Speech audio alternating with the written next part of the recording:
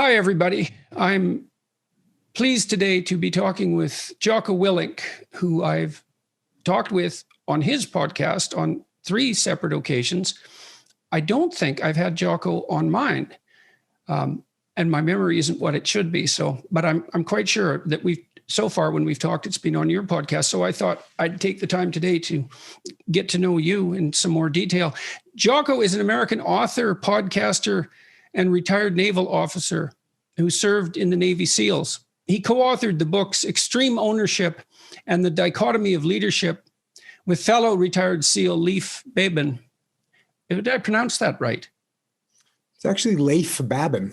Oh, so I didn't pronounce it right at all. Leif Babin. He hosts a weekly podcast with Brazilian Jiu-Jitsu practitioner Echo Charles called the Jocko Podcast. He has 1 million subscribers on YouTube, and his podcast attracts many more listeners. He co-founded the management consulting firm Echelon Front LLC and has extended his business development on a number of additional fronts. His military service included combat actions in the war in Iraq, where he eventually commanded the SEAL Teams 3 Task Unit Bruiser that fought in the battle against the Iraqi insurgents in Ramadi, and was honored with the Silver Star and Bronze Star for his service. He achieved the rank of Lieutenant Commander. Good to see you again, Jocko. It's good to be here. I feel the same way, that it's good to be here. I'm really looking forward to our conversation. So I'm glad that you were able to gut through that ridiculously long bio. And I felt that as you got to the end of it, you were breaking free of the chains of that reading. So I'm glad it's over with. Yeah, well, it's so much better just to talk than to read in this sort of format. But at least everybody who doesn't know already has some sense of who you are, some minimal sense of who you are. So tell me what's been happening online with you over the last couple of years, because we haven't spoken. I would say it's got to be 2 years, I think, something like that. And so I've cast an eye on what's been happening with you on YouTube, and some of my staff have filled me in, but I'm really curious. Tell me about what's happening with your YouTube channel and your online activities, your podcast, and all of that. A few years ago, I started a podcast. It was quite a few years ago now. It was in 2015. It might have been kind of as the prior to the explosion of podcasts. In fact, I think I read something that said at that time, it was like 17% of Americans were listening to podcasts, and that number's much, much higher now. And I kind of got lucky because at the time, Tim Ferriss had one of the most popular, still very popular, but at the time, just because the numbers of podcasts that existed, his podcast was even more popular. And I went on his podcast, and when we got done recording and he pressed stop on the record button, he looked at me and said, "You should have your own podcast." And I kind of took that, and noted it. And then a little while later, I was on Joe Rogan's podcast, and he had, obviously another one of the most popular podcasts in the world. And he told me in the middle of that podcast that I should have my own podcast. And so when guys like Tim Ferriss and Joe Rogan are telling you to have your own podcast, you have your own podcast. Now, I came to realize later that Joe Rogan actually would tell everybody to have a podcast. So maybe, he would tell everyone, "Oh, you should start a podcast." Well, I actually listened to him. And so I started that podcast, and I would say I probably, if somebody would have asked, what should a person do to make a good podcast, or maybe not a good podcast, but a popular podcast, somebody would probably say, make it probably a half an hour to an hour, bring a bunch of different guests on so that you can hear a bunch of different people talking, and, talk about positive things in the world. And so instead of doing any of that, what I did was I have a podcast that's between 2 and 5 hours long. Oftentimes it's just me talking, reading from a book and reviewing a book. And usually the books are about war or suffering or some kind of human atrocity. And so that's what my podcast is. And really what it boils down to is it's learning about human nature. And for me, human nature is best revealed or most clearly revealed in times of suffering. And one of the, I guess, a pretty good monopoly on the market for suffering is war, and right in there as well as, human atrocities. So I started that podcast, and like I said, when I started it, there weren't as many as podcasts as there are now. So it got some traction out of the gate, and it kind of just stayed there. So I was very lucky in that respect, and I've been doing it ever since. I've put out one podcast a week for 5 years. I've only missed one week in there, and that was when my best friend was killed in a parachute accident, and so I didn't put out a podcast that week. But other than that, I've been very consistent. And then the YouTube channel is, well, it's kind of the podcast, and then we do some excerpts there and little clips and stuff like that. And Echo Charles, I forget what you called him in the bio, a Brazilian jiu-jitsu practitioner. He's also a video guy, and so he makes little clips and puts special effects in them and stuff because he's creative and bored, which means it's a great combination for someone that you're working with. It is indeed. So I think that's what's been happening online for me and for the past few years. Who's your audience, do you think, or do you know? Yeah, I know actually quite well that my demographic is people. It's people, it's human beings. Really, it's all over the place. And when I go and do live events, I'll have just the entire spectrum of humans there. Hey, look, is there a kind of a typical person? Yeah, there's a typical person, but we get everybody on the spectrum, from the grandma to the little kids. I've written a bunch of kids books, and the little kids show up as well. Right. So pretty broad. Kids books. Yeah, pretty broad demographic. I meet all kinds of people. Everybody from I'll meet a firefighter, and then a hedge fund guy, and then a stay-at-home mom, and then a retired Marine. It just meet everybody. And that's the audience. Do you have any sense of what it is that's attracting people to your podcast? I mean, you sort of approach that tongue in cheek in some sense for a dark topic. You concentrate on things that are pretty negative, or they're pretty dark. And so, as you said, that might fly in the face of any advice you'd get about what to talk about. But obviously, I mean, one of the things I've encountered is that there's a vast hunger for serious dialogue. And I mean, one of the things that struck me always about your podcast was you often read something that's very, very emotionally demanding, stark, harsh, rough. And and it's interesting to think about why people might be attracted to that. What's your sense? And also, why are you doing it?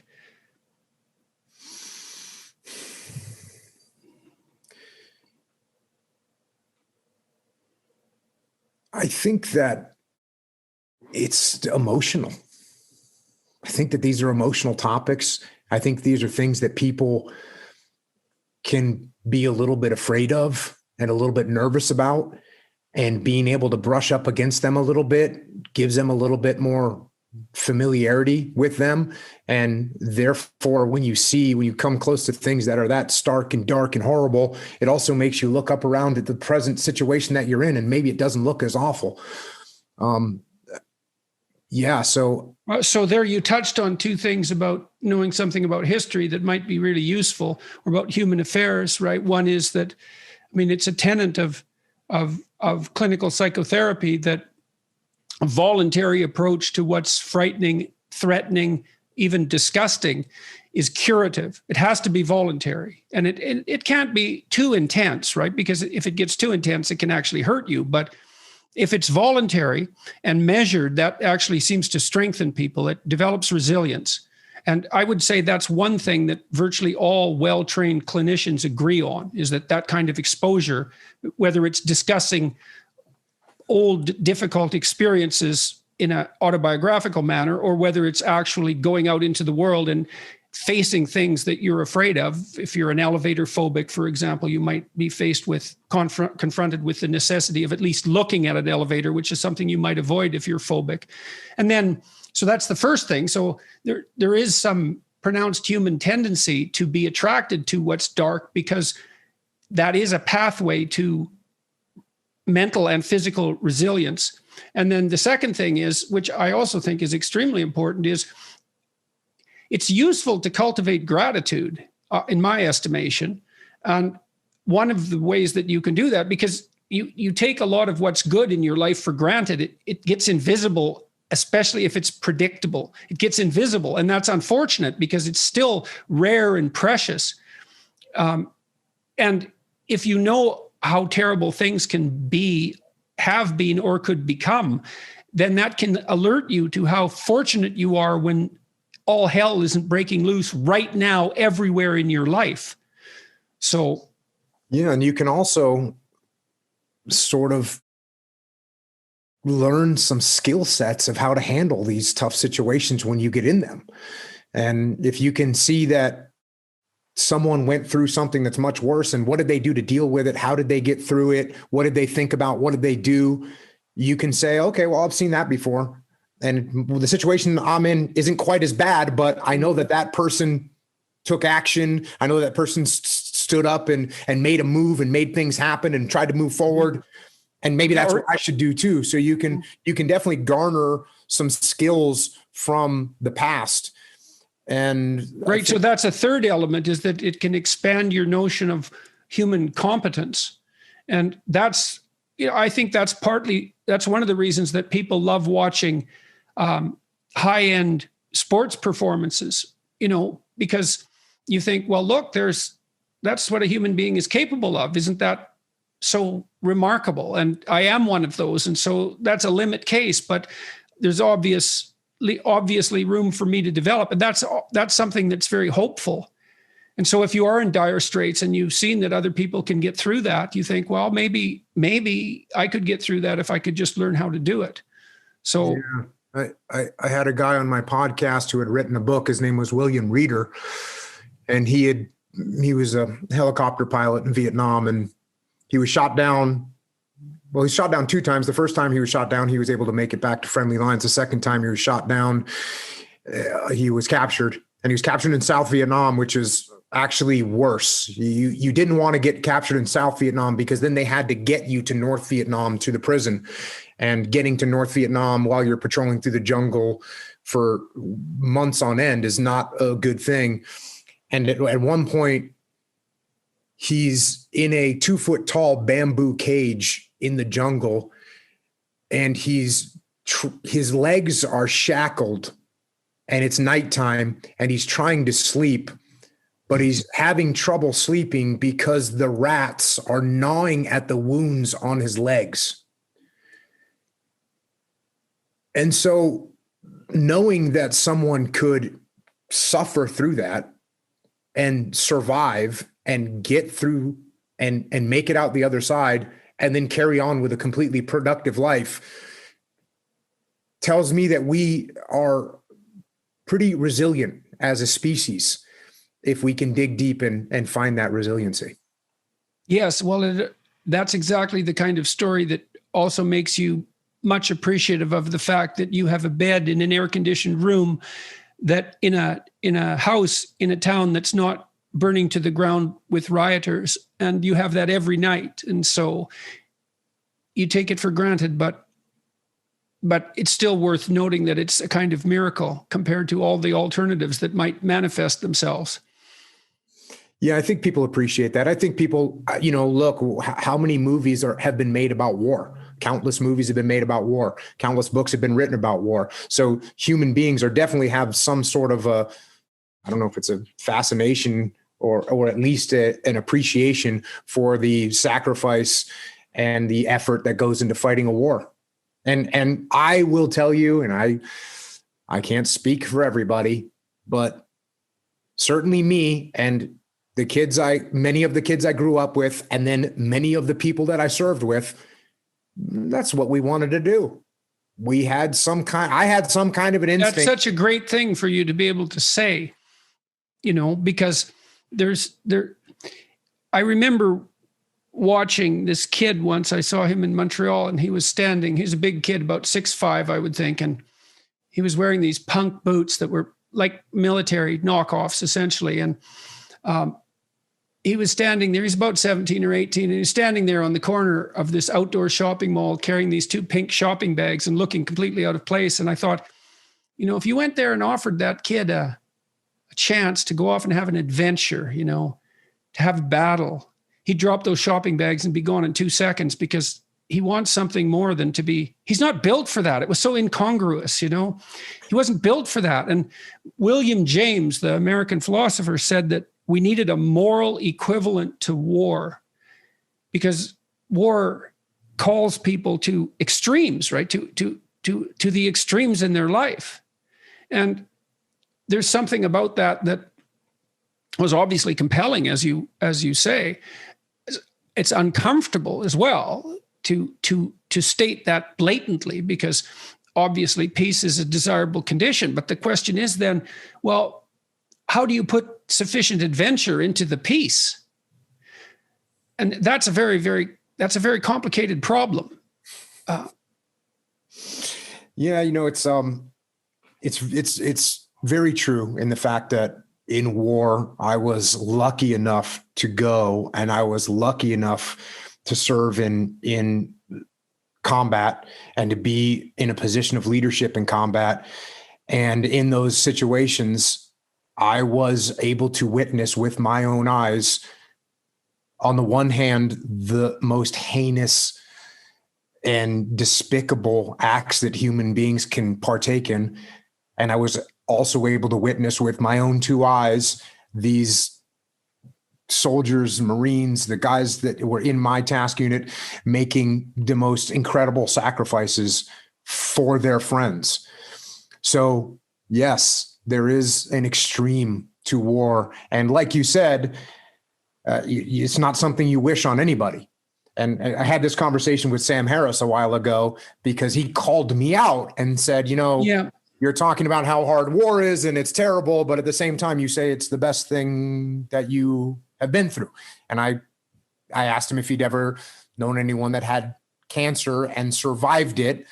And oftentimes those people will say, it's the best thing that happened to me. I wouldn't wish it on anybody, but I'm glad it happened to me.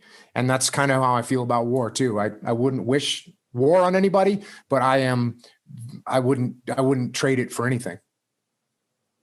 So when you look back on your involvement in the war in Iraq and your country's involvement, how do you make sense out of it morally? I mean, we're in that domain right now. You tell me already that you're pulled between these extreme views. You don't wish war on anyone. Do you have a son? Yes. How old is he? 18. So then you think, I presume, but perhaps I wouldn't deign to presume. If you could have what you wanted for him, would that be peace? Of course. Okay. Well, right. Why? Okay. So let's talk through that a little bit. Of course. But. Well, right. Exactly. Well, the other thing that you do, as far as, please correct me if I get any of this wrong, but I mean, part of what you're also offering to people is the call of a kind of radical discipline. Right now, you post on Instagram the times you wake up in the morning, correct? Yes. 4:30, something like that, and pretty regularly. And I guess you do that to show people that you can get the hell out of bed at 4:30 and get your day going.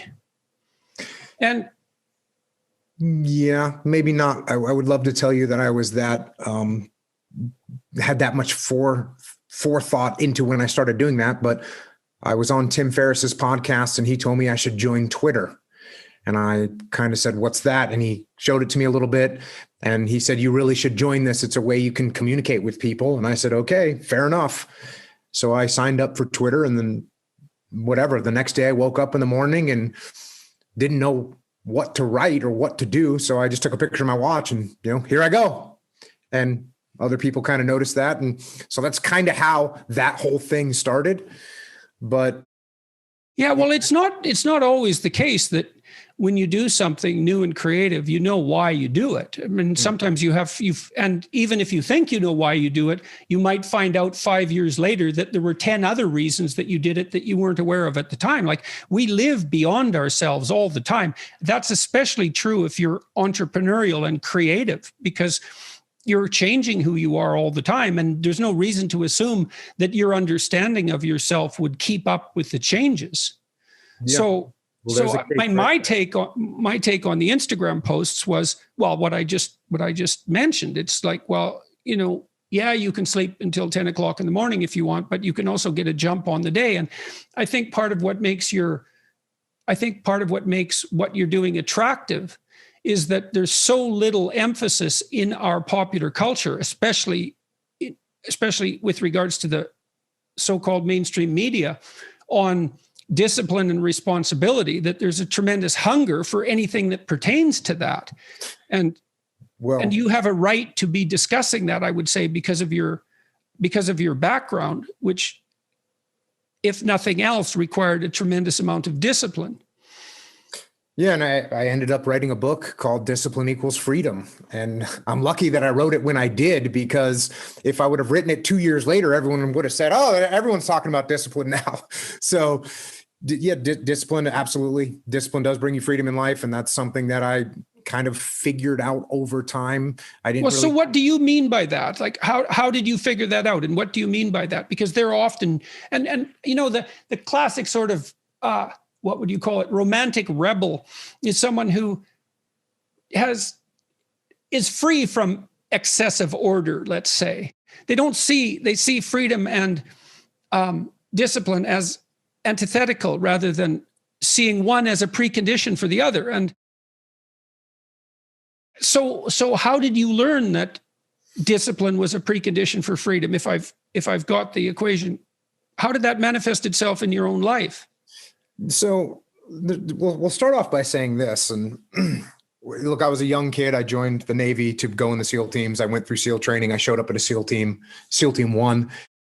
And when I got there, and as I look back, this is a very powerful thing, even though it's very simple. I'm 19 years old when I show up at SEAL Team 1. I'm done with the basic SEAL training. And I have a goal in my head, which is this. I want to be a good SEAL. Mm-hmm. That's what I want to do. That's like, I don't know about anything else. This is what I want to do. I want to be a good SEAL. That's what I want. I want to be a good SEAL. Mm-hmm. And so as a 19-year-old with all kinds of energy, and we haven't talked about my childhood yet, but I was kind of like a very rebellious kid. When you talked about seeing a kid that looked like you could have handed him a club or a battle axe and he would have probably been feeling a little bit better, I was like that. I was constantly looking around for a club or a battle axe because that's what I felt like I needed to do. And it was beautiful because I was running around the woods as a young kid playing Army. And I just went and actually played Army. That's what I ended up doing. So I never really had to force myself into some mold that I didn't want to be into. So I got to SEAL Team 1, and now I just want to be a good SEAL. That's what I want. And so now that starts steering some of my decisions. And for the most part, it steered my decisions in a decent direction. Now, there were some times where, as I look back now, what I thought was a good SEAL was a little bit off, but luckily it wasn't 180 degrees off. It might've been off 30 degrees or 40 degrees. Right. And as I got older and more mature and I figured out more about what that ideal should look like to me, and I could keep chasing that ideal, that was good. But even to be a 19-year-old kid with a 70 or 80 degree corridor to move forward in is not a bad thing. No, it's a gift. It's a gift. Exactly. So then I'm looking around at other SEALs that were older than me and more senior to me and trying to figure out which one of those guys is a good SEAL. Yeah. And what I realized was that the guys that were working harder, for the most part, were good SEALs. Now there's just some people that are just way talented. Right. And they would show up, 3 minutes before a run or 3 minutes before we do a shooting competition, and they could just walk through it. No problem. Right. And that's great for them. It wasn't me. I'm not that great at anything, but I saw other guys that might not be great at anything either, but they worked hard. They showed up to work early. They did the drills that they were supposed to do. They had discipline. And when you have has amalgamated statistics, and I hope I get this right, but it's approximately correct. If you work 10% longer hours, you make 40% more money. Right. And so, and I think your comments about talent are also dead on. It's like in any field of enterprise, there are people who are phenomenally gifted. And then if they work really hard, they're even more phenomenally gifted, right? Those are the people who break records. But that talent apart, hard work actually works. And with virtually everything, it might not make you the best at whatever it is you're pursuing, but it will certainly make you better than you are. And then I have this new book. I hope you got a copy, because did you get a copy? Okay, so I'm bringing it up for a particular reason. I have a chapter in this book called, there's two that are relevant. Imagine who you could be and then aim single-mindedly at that. That's one. And then the course, or what would you call it? A complementary chapter is work as hard as you possibly can on one thing and see what happens. And that's also predicated on this idea that discipline is a precondition to freedom. So you were fortunate, like you had this goal, right? So that meant you had a goal, which is a really big deal because you could learn about goals. You had a sense of a higher mode of moral being, that I would rather be a good SEAL than the person I am now. Well, it's a code of behavior and a way of perceiving. So there's an ethic in that. And then you said as well, your conception of what good SEAL meant changed as you matured, but that's also fine. It wouldn't have changed unless you would have pursued that initial, only partially accurate goal.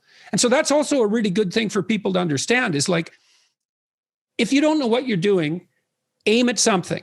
Is it the right thing? No, but it's better than just shooting randomly. So you aim at something, and then as you aim and you move towards it, you're going to find out why you're wrong. And then you might recalibrate your aim. And that's going to happen over and over because as you move towards a goal, it recedes or it broadens or it recedes and broadens. And otherwise you'd run out of things to do. So, but anyways, back to the story. You have this identity, and you said it was there in you all right from the beginning because you would play army by yourself, even in the forest by your house, I presume. And yes. How old were you, do you think, how long back can you remember having that as a fascination?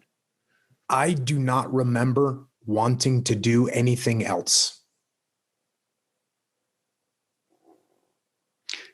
So would you say, is that as early as 4, 3, 5, preschool, something like that? Can you remember playing when you were that young?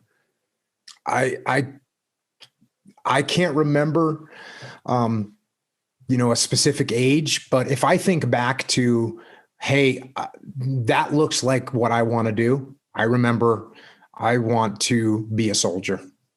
And you remember when you were a kid? I mean, I'm fascinated by this because, one of the things I really noted when I had kids was how much their personality was there right from the beginning. Like my children are quite different. They have their similarities, but they're quite different from one another. And those differences were there right from the beginning, and they've maintained themselves throughout their lives. And so it's fascinating to see that destiny in some sense is built right into the person to begin with. And so, this was built into you by all appearances. And so it manifested itself in what attracted you even in play as a child. And that's the beginning of identity formulation, that play. And so what was it about being a soldier that you think attracted you when you were a kid? Like what was it that was so compelling? Because being a soldier is a multi-dimensional identity. There's the physical combat element of it. There's the strategic element of it. There's the discipline, the camaraderie. What were you playing, do you think? I got asked this. I was talking to some folks at the Special Operations Command the other day, and they asked me, they set me up with this kind of beautiful possibility or opportunity for me to give some kind of an incredibly beautiful answer to this very question, and there was something along the lines of, at what point did the opportunity to serve and sacrifice for your country reveal itself to you, or something along those lines. And all I'm thinking about is when I'm 8 years old, 12 years old, 15 years old, I want a machine gun and I want to go fight a war. That's what I want to do. I would love to tell you that I, read some heroic book. I read the Odyssey and realized that I don't need to read any of that stuff. Well, that wouldn't be relevant to do with it. 8 anyways, right? I mean, that's why I'm curious about what it was so early, And so, okay, so for you, it had something to do with weaponry, apparently. I got to tell you a story about my father, okay? And tell me if this produces any echoes. Well, before you go, yep. Weaponry was like, for sure, that's fine, but it could be a club. I wasn't a kid that was obsessed with guns. Okay. It was, and maybe it was just, we're going to get out and run around with sticks and try and hit each other or get into rock fights. Did you ever have rock fights when you were a kid? Well, we had ice fights because it was northern Alberta, but also dirt lump fights. And now and then those would have rocks. And I can remember it was usually the Protestant kids against the Catholic kids. I mean, there wasn't that much of a division between those two in our town, but the Catholic kids had their junior high and high school, and we had ours. And so our gangs were separate. And so we would have dirt lump fights in the vacant lots where buildings were being constructed. And those were extremely exciting. Now and then you'd take a dirt lump rock in the mouth, and that was a little bit on the painful side. But there's no doubt that it was extremely exciting. And so, and then I cut you off about your dad and the gun. Oh, well, my dad told me something, and then this might be more relevant to guns, but my dad collects single shot rifles, and he has a lot of them, like hundreds of them. And he's a gunsmith and makes stocks and hand carves them. And anyways, he's an artisan in that regard.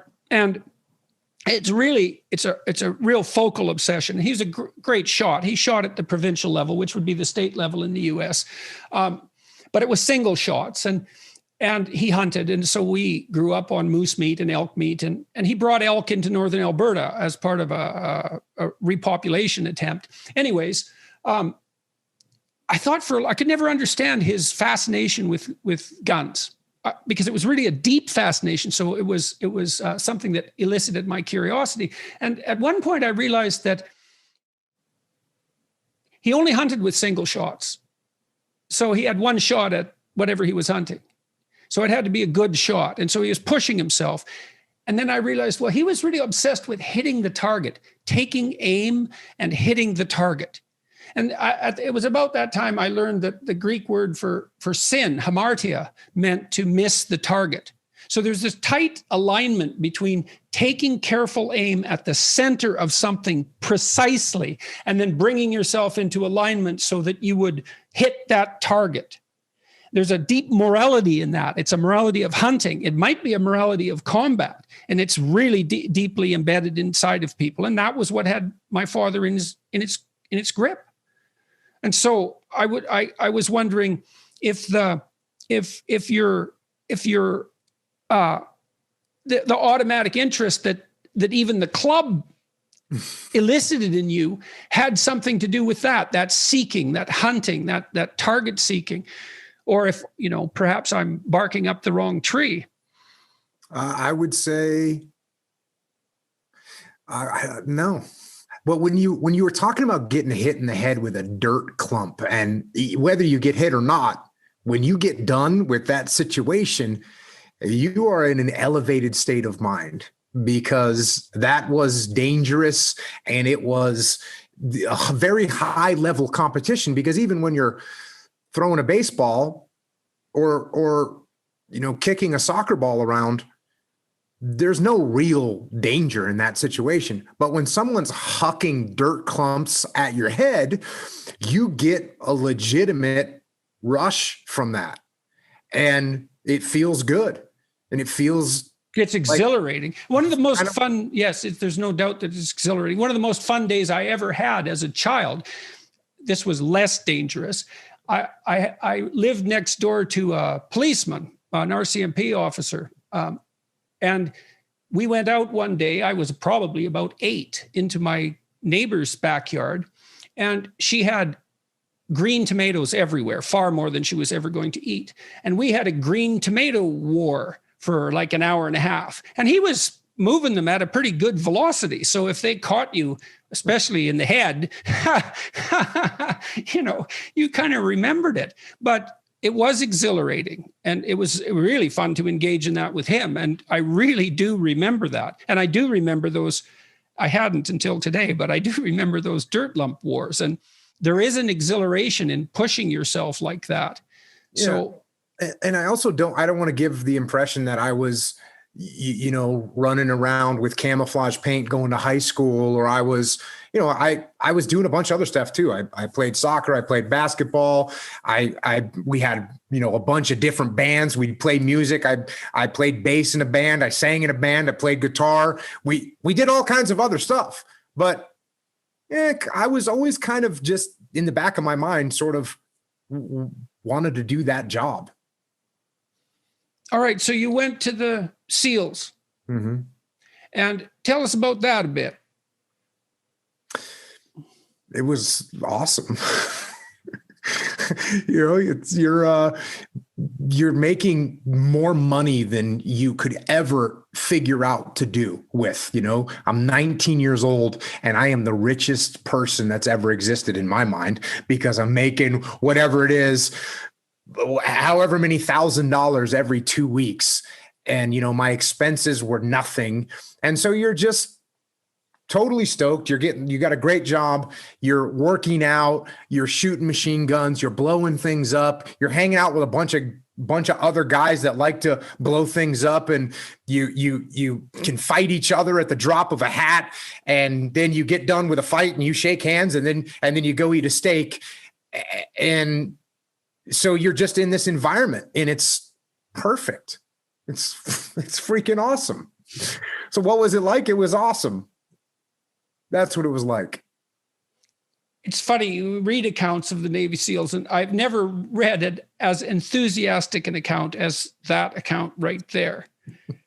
And so then what happened after you were done your Naval SEAL training? What direction did your military career take? Yeah, so I got done with SEAL training. I went to SEAL Team 1. It was 1991. I just missed the first Gulf War. I was all brokenhearted about that, because this war had happened and I didn't know when another one was going to happen.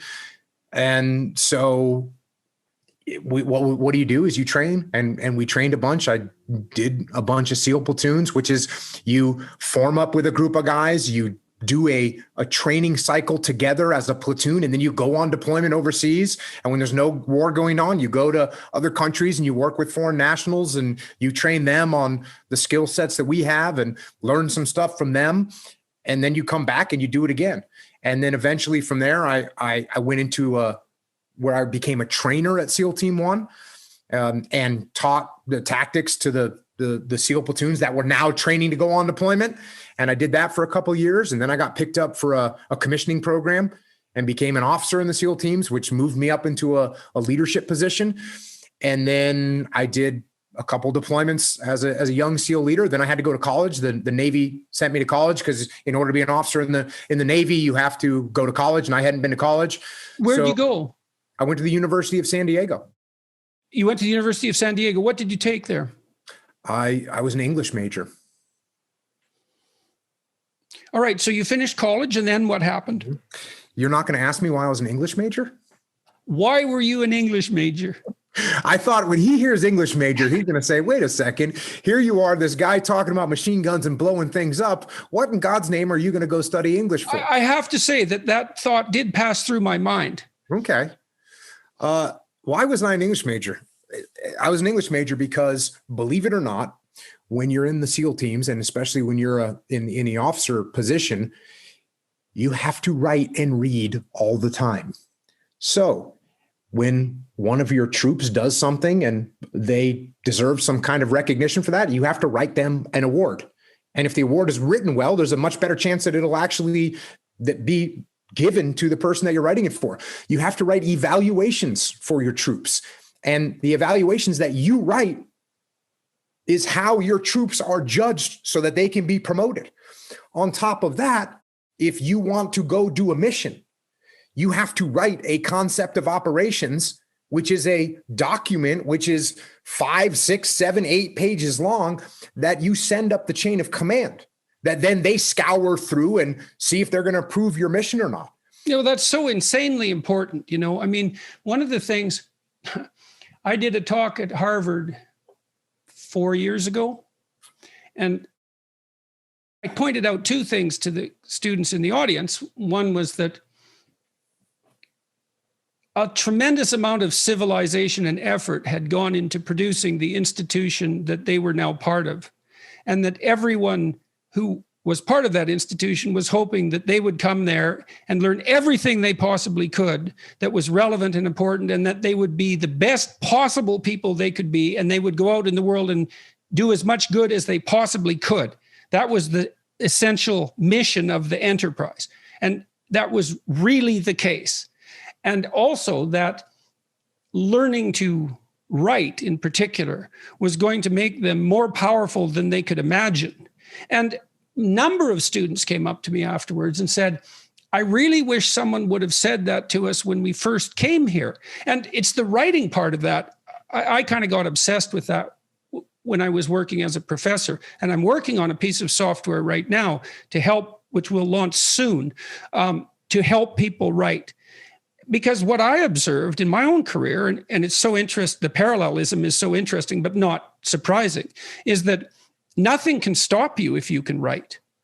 And it's for the reasons you just laid out. It's like when you write, you make a case for something, whatever it happens to be.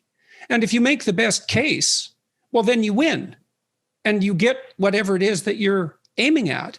And so, you said, maybe that's why I didn't ask you why you went into English. I guess that might have been the reason, is that the utility of learning to write is so self-evident to me that it could pass by without question.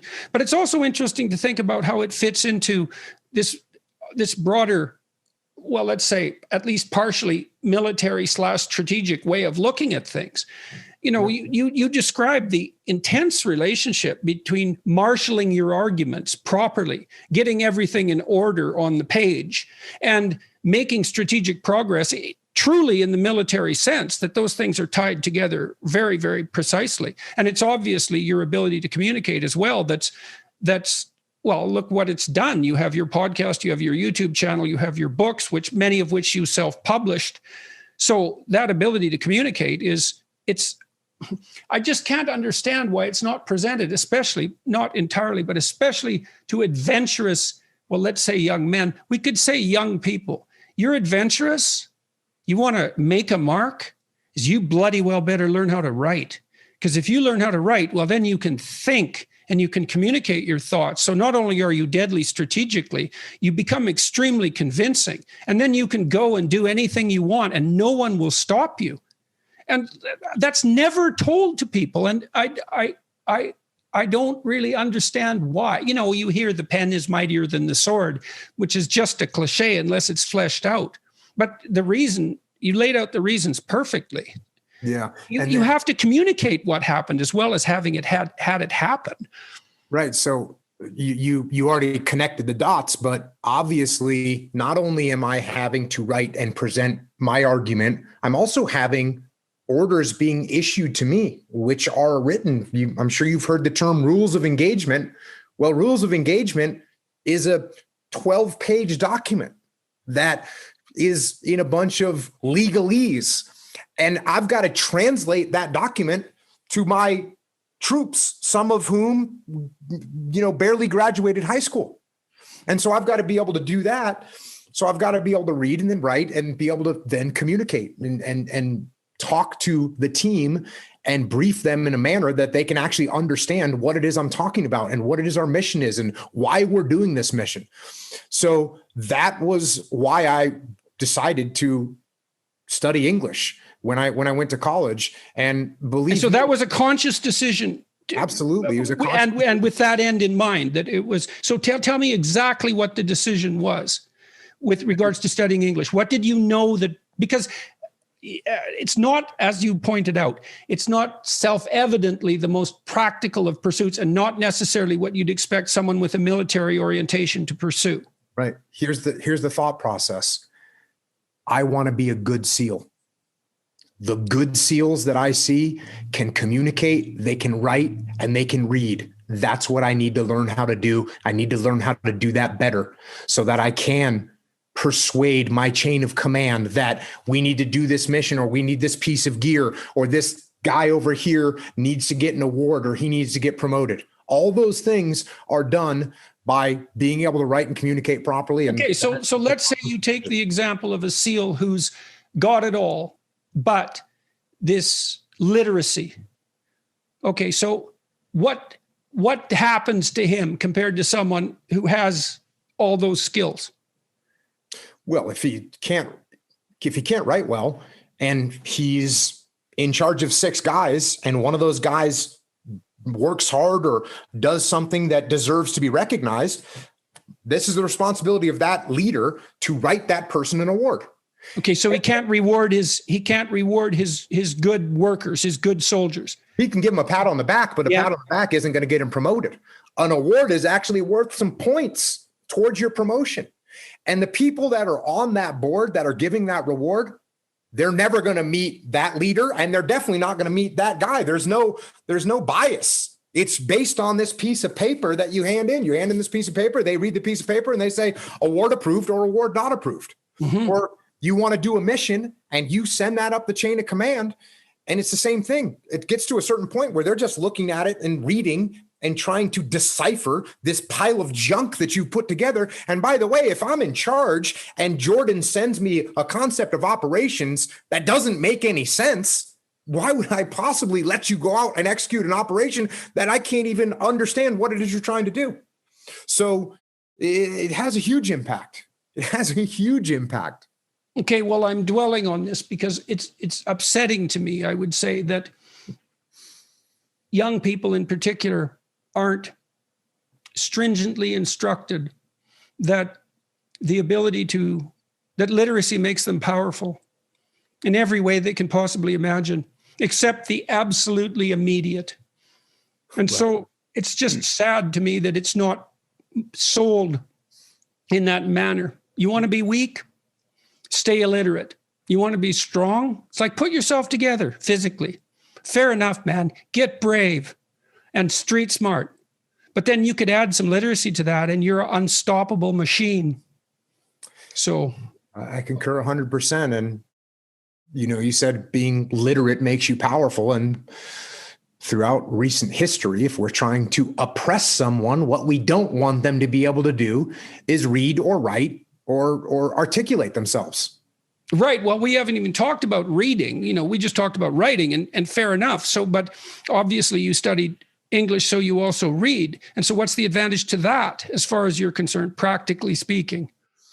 Well, obviously there are so many lessons that you can pull out of books, and you can get to a point where nothing really surprises you because you've at least seen some indication of what can unfold through reading. So again, for me, it's very much focused on combat and war, but there's lessons that you learn and you say, oh, I've seen that before. There's a book. It is a book called About Face, which I think the last time you and I talked, I think you were writing the foreword for the Gulag, and I was about to write the foreword to, I don't know if that's your favorite book, but I was lucky enough to be able to write the foreword for my favorite book, which was re-released because I was talking about it all the time. And the book is called About Face. And it's about a guy that was in the Korean War and then he was in the Vietnam War, and his name is Colonel David Hackworth. But I would read that book when I was on deployment. I would open up that book anywhere and I would read 2 pages or 3 pages before I'd go to bed if I was in my bed that night. And there were so many lessons that correlated to what I was actually going through. And a real obvious example was when he was in Vietnam, he's working with the South Vietnamese soldiers and therefore by proxy, the South Vietnamese government. And guess what? They're all corrupt and they're not motivated and they don't have the right gear. And here we are in Iraq and we're working with Iraqi soldiers, and therefore by proxy, we're working with the Iraqi government. And guess what? They're all corrupt and they're not well equipped. And how did he deal with it? How do we deal with it? So there's an example of when you read, you can learn, and you don't have to go through the school of hard knocks. You don't have to get punched in the face repeatedly with things that turn out to be situations that other people have absolutely gone through. And the level of capability increases so much by seeing something one single time. Well, if I see something one time, I'm infinitely better than if I'd never seen it before. So if it's like those little puzzles, they give you a little puzzle, some kind of a mind bender, right? The mind benders only work on you one time. The riddle only works on you one time. Then you go, I know the answer to that. That's the answer. You never get fooled by that again. So just seeing it one time, you're infinitely better. So when you read enough, you're capturing all these lessons. And you know what? I got to say this. It's not just reading. It's not just reading. And I learned this because as I started doing my podcast, and many of my podcasts are just me reading books,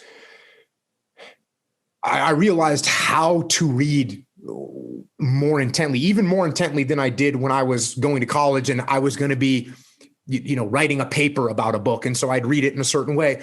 But even that reading was a little bit detached because you're looking for a theme or you're looking for character development or what have you.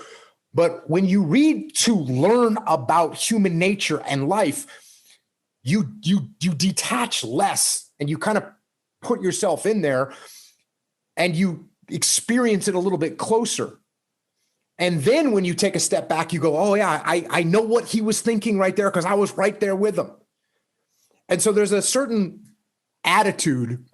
You kind of have to put yourself into the work and really read it with that kind of intensity, if for lack of a better word. Is it possible for a human being to read intensely? Absolutely. I guess so, because that's what I try and do. That's no different than acting intensely or playing intensely. Of course, you want to put the book on. You want to become that person. That can rattle you up, man, especially if the person is thinking all sorts of things that you've never thought. I mean, I love reading for that reason. I could pick my peers too, which I really loved. It's like, well, I have these people around me, but then there's these people who've lived before me and in different places, and I can set them up on my shelf. I can enter into their world and I can benefit from everything they've thought and saturate myself with that person. It's very disruptive, especially if the person that you're reading has a mind that's more powerful and more well-developed than your own. I mean, Friedrich Nietzsche spun me around for about 3 years, and I was reading Jung at the same time intensely, and the same thing, it was very disruptive, but unbelievably useful to try on other people like that. And you get the benefit of their entire life distilled into their book. It's 30 years of work. I read this one book called The Neuropsychology of Anxiety, which it's a great scientific work. I think it's the greatest neuropsychological work of the last 50 years. It's a very hard book. I think it has 1,800 references, something like that. And this guy, Jeffrey Gray, he actually read all those references and he understood them. And so it took me 6 months to read the book, but I got an entire education out of it. I got to experience in 6 months what it took him 30 years to learn. Like, what a gift that is. It's unbelievable. I was listening to an interview with Gary Kasparov, I think you say it, Russian. He was a chess world champion for 20 years, something like this. And they asked him, and the interviewer didn't ask him directly if he could beat this young guy named Magnus Carlsen, who's the current kind of prodigy of chess. He's just phenomenal and the highest chess rating ever, et cetera, et cetera. And he didn't get asked directly if he could beat him, but it was definitely implied, if I remember the interview correctly. And what was very interesting to me, Gary Kasparov, there was two things that I found interesting. Number one was he said, he's younger than me. And he didn't mean that and like that was an advantage for Gary. He meant it, he's younger than me, so he has an advantage. Magnus has an advantage because he's younger. And I kind of thought to myself, well, that's kind of weird because this isn't a wrestling match. This isn't a jiu-jitsu match. Why would that help? And then sure enough, you learn a little bit about cognitive decline. And Gary Kasparov is 57 years old when he did this interview. And guess what? You start, well, depending on who you are, but you start to see cognitive decline around that time. And I'm sure it kicks in at 25. Well, there you go. IQ is pretty unitary, but you can fracture it into crystallized and fluid. And fluid IQ is what enables you to learn. Mm-hmm. And it declines from 25 onward. Crystallized intelligence continues to grow, roughly speaking, because it's partly dependent on such things as vocabulary, which you can learn and which accumulate. But interestingly enough, you were talking about physically, the best way to stave off cognitive decline is not cognitive activity. It's exercise. Weightlifting and cardiovascular exercise it's by far the most potent means of staving off cognitive decline. Yeah. So Kasparov would have the advantage in terms of experience, but the younger guy would have the edge on sheer raw brain power. That's what I thought too. But guess what? It's wrong. And it's wrong for the exact reason that you just said. So Magnus Carlsen, when he's 11 years old, he gets to open up a book and see every single match and move that Gary Kasparov ever made. Because that's what they do. They document that stuff. Of course. And so what he got to do was what you got to do. You got to learn a person's 30 years experience in 6 months. Well, this young kid, so this, where it might have taken Gary Kasparov, 8 years or 4 years to figure out how to get out of some particular quandary on the chessboard. Well, Magnus just opened to a page in a book and said, that if I ever get in that quandary, I'm there. And so what Magnus got to do is he got to start from here, right, and build. And so I make this point from a leadership perspective. Yeah, we can do the same things as leaders. We don't have to figure all this stuff out. We can jump up to Gary Kasparov's level, or at least get a baseline of what he knew, and win because we learned.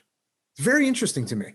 Well, you think, and again, with regards to selling this sort of thing, I'm stunned that it's possible to make history boring, for example. People should be so enthralled with history that they can't get enough of it. But with reading, you imagine you have this opportunity to learn whatever you want from the greatest people who ever lived along that dimension.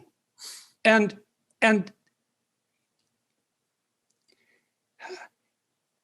well, it's stunning to me that is a hard sell.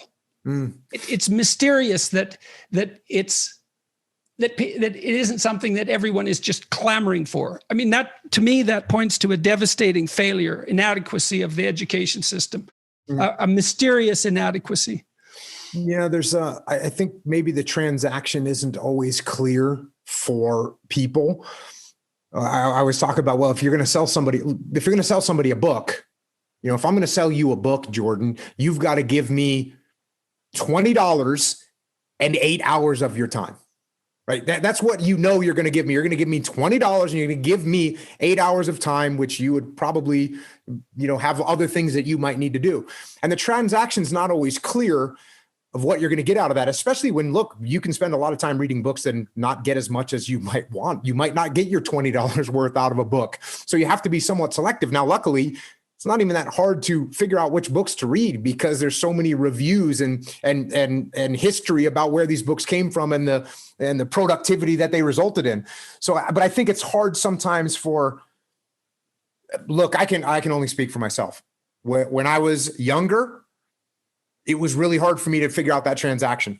Yeah, fair enough. Like I had a librarian when I was 13 who told me what to read, which is what a teacher should do, right? There's nothing a teacher can do for you that's better than say, well, here's 10 books that will change you completely, and who actually knows that to be the case. And one of the things I'd really like to do, I've toyed with, with the whole concept of online education. One thing I'd really like to do is to divide up the variety of domains of learning and identify the top 10 books in each domain. So to ask an expert, it's like, well, you're a historian, you're a great historian. What 10 books are crucial? And I have a list on my website, a list of recommended books. There's about 100 of them that have been instrumental for me. And lots of people have used that list to purchase books. So that's been really good. But I'd really like to extend and expand it. Yeah, so, I have the same thing on my website, the books from the podcast, and same thing. All kinds of those books get sold, and it's beautiful to see. But the people that are checking the website or listening to the podcast, they know that those books have been through a filter. They're there for a reason. They're there because they're going to be worth that transaction. And I think that's a tough sell for a lot of people. They can't figure out, maybe they've invested in books before and they didn't quite get the return on investment that they wanted, and buy 2 or 3 books and $50 or $60 and 20 or 30 hours. Yeah, that's a great observation, I think, because one of the advantages to coming from a literate background is that you do, in fact, reduce the transaction costs. Because there's an infinite number of books. I mean, well, no, there isn't. But as far as we're concerned, there might as well be. And so the question of what to read really is daunting if you don't know anyone who reads. Like, where do I start? And how can I not be a fool in doing this? So, well, okay, back to English. So what were you reading when you were in university? Was it fiction, novels? Was it nonfiction? What were you focusing on? It was like your basic English literature. That's what I studied. And so I read everything. From each one of the little periods, and I took the various classes and really, as trite as this may sound, it was actually the most impact was from Shakespeare. It was the most impact on multiple levels. And I'll tell you the primary level. And when I've covered Shakespeare on my podcast, I explain this to people. People think, well, I didn't really understand. I read it and understand it. And so I start off, when I talk about Shakespeare on my podcast, I start off by saying, listen, if you think you're going to just pick up Shakespeare, open it up and read it and understand it, you're not going to, because it's barely written in English. It's barely written in English. It's almost another language. And so you're not going to be able to just pick it up and read through it. It's written in almost other language. So what you have to do is you have to start to interpret it. And so what I realized with Shakespeare is, number one, the weight of the words, that these words were so pregnant with meaning that you had to pull those words and parse those words and pull those words apart to see all the depth that each individual word had, and then the way that they're put together. And what was great about this was, by the time I was back, because then I went right back into the SEAL teams, and somebody would hand me a rules of engagement document that was written by some lawyer in Washington, D.C. And I'd pull it out and say, wait a second, this word, I don't know what this word means. So let's pull this word out. Let's see what this actual definition of this particular word is, and how that changes my viewpoint of these rules of engagement. And how can I translate that for my troops so that they actually know what to do? So that part, for me, was from a reading perspective, starting to read Shakespeare and saying, oh, okay, you're not going to understand this. And if you don't understand something, that's okay.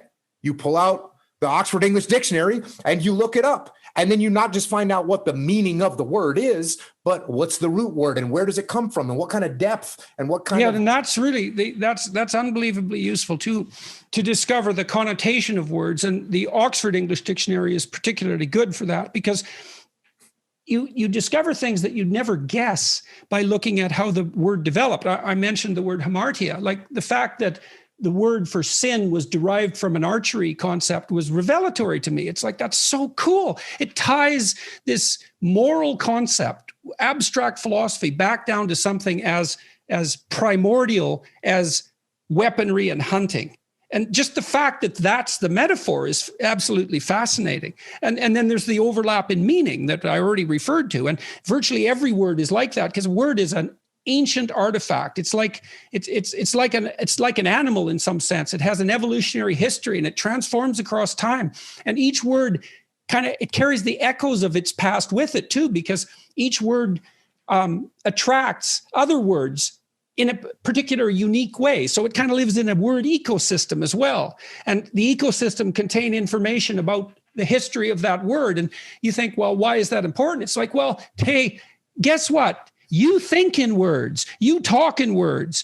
You have all these archaic, these archaic entities, these words, these living entities that you use. It's like the more you know about them, the more you know about you, the more you know about other people, and the better you are at formulating and communicating your ideas. There's nothing lost in that kind of investigation. There's nothing but gain there. So yeah, and that was the English road for me, and it was good thing I asked you that question, eh? Yeah, that was really, really insightful for you to come up with that. Thank you. All right. So, and did you enjoy university? Did you find a community there?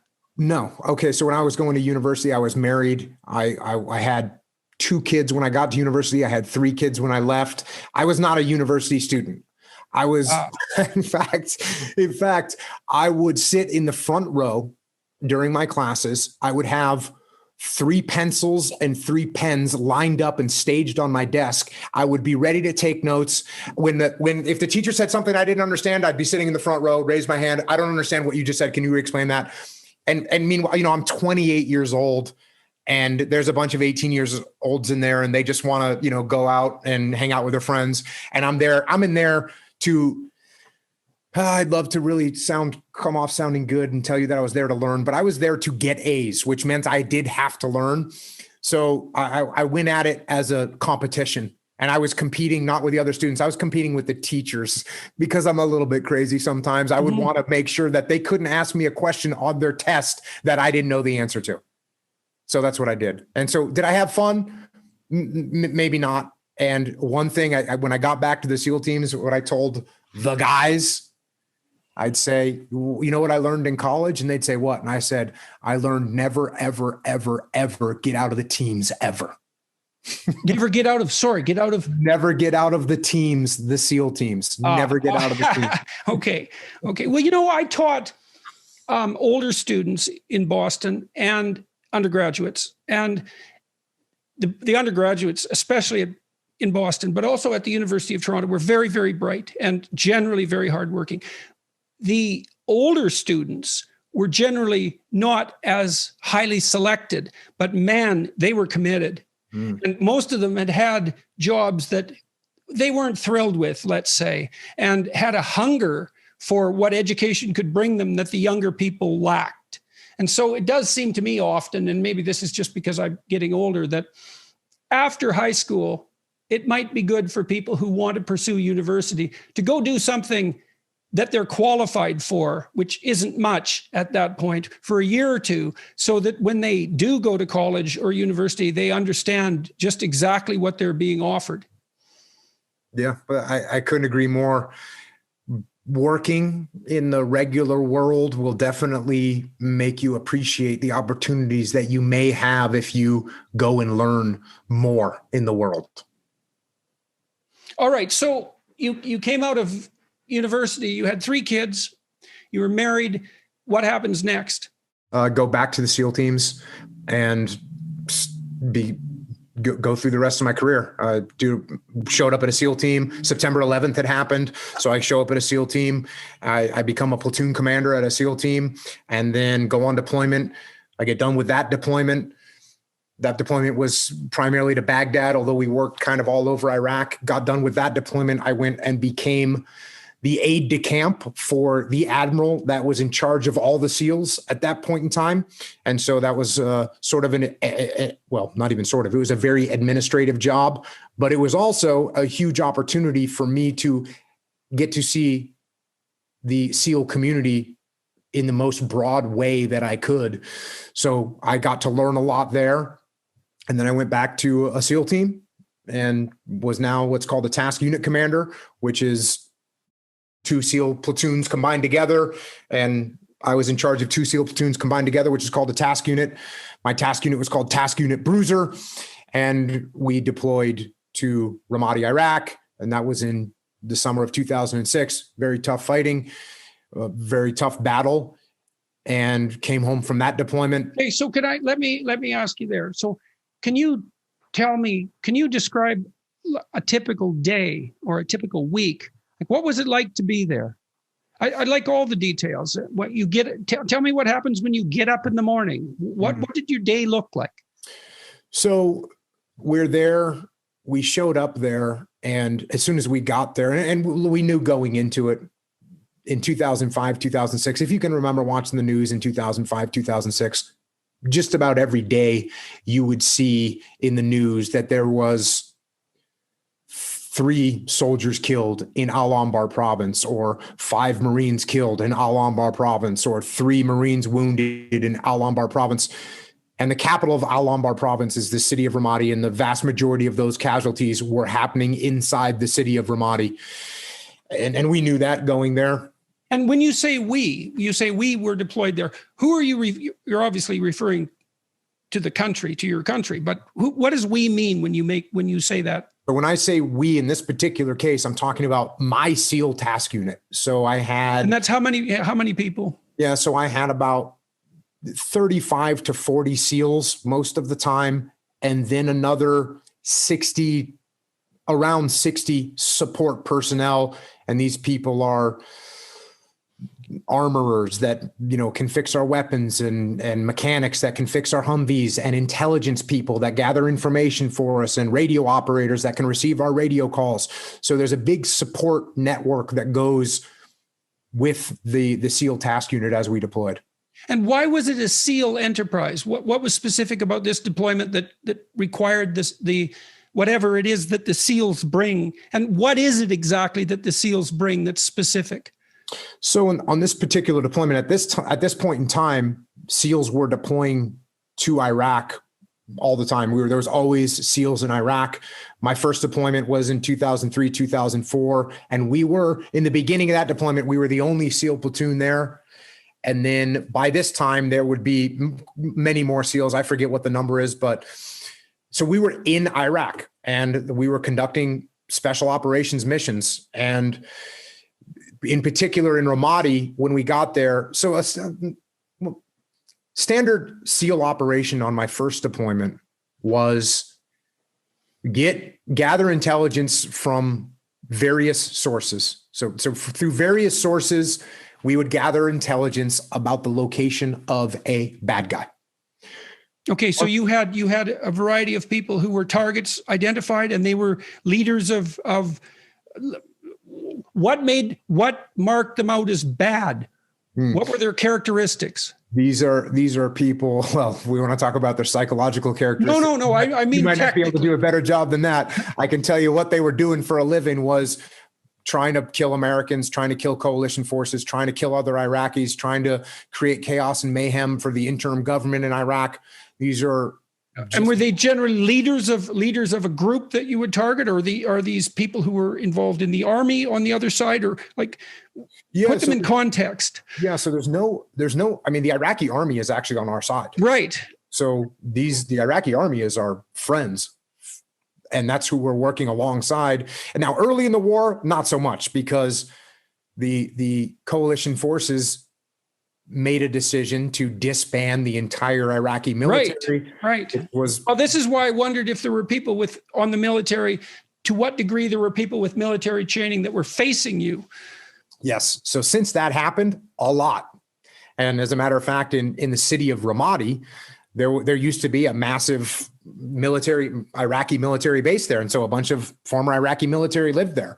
There was a whole area that was called there was an area called the officer housing. There was an area in Ramadi that was called the officer housing where Iraqi officers used to live. So, and I'm not nailing that name, but it's something like that. So yes, there was former Iraqi regime army people that were out there fighting. There was also foreign fighters. And so would they have their own little groups, their bands of people that were fighting with them? You were targeting leaders. I'm just wondering how people were selected. So the SEALs were after specific individuals, generally speaking? Yes. And here's what we figured out. If you only target the leaders, well, it's going to be a lot harder to catch them because they're laying low and they're moving around and they try and give misinformation about where they are and whatnot. So what we'd go out and grab, one of their lieutenants, grab one of their soldiers and find out where the lieutenant is, grab the lieutenant and find out where the leader is. So there would be these cell networks, these little networks, and maybe they're a mortar cell and they're dropping mortars, or they're a roadside bomb cell, and that's what they're doing. And so we would figure out who these bad guys were. And then through these various intelligence sources, we would find out a location. Maybe it was a mid-level guy, maybe it was a high-level guy, maybe it was a low-level guy. And then once we know their location, we're going to get them. So, and what were the typical motivations of the people that you were pursuing? What were they fighting for? So there's a variety of motivations. Yeah. So some of the, if you're a frontline, guess what? If you're a 15-year-old kid with no money, guess what's a good motivator? Money. And these insurgents, the insurgents a place say, to be. Yep. The insurgents say, hey, we'll give you $100 to go launch an RPG at the American base. So that's their motivation. End of story. The higher you get up the chain of command, the more you're going to start leaning towards legitimate jihadists. That now there's jihadists throughout the chain of command. Don't get me wrong. And I mean, hardcore jihadists. And I remember the first time I was in my first deployment, the first time I saw a legit hardcore jihadist, you can tell that this guy hated us. And it was very clear from the look on his face when we captured him. It was completely, he was filled with seething hatred.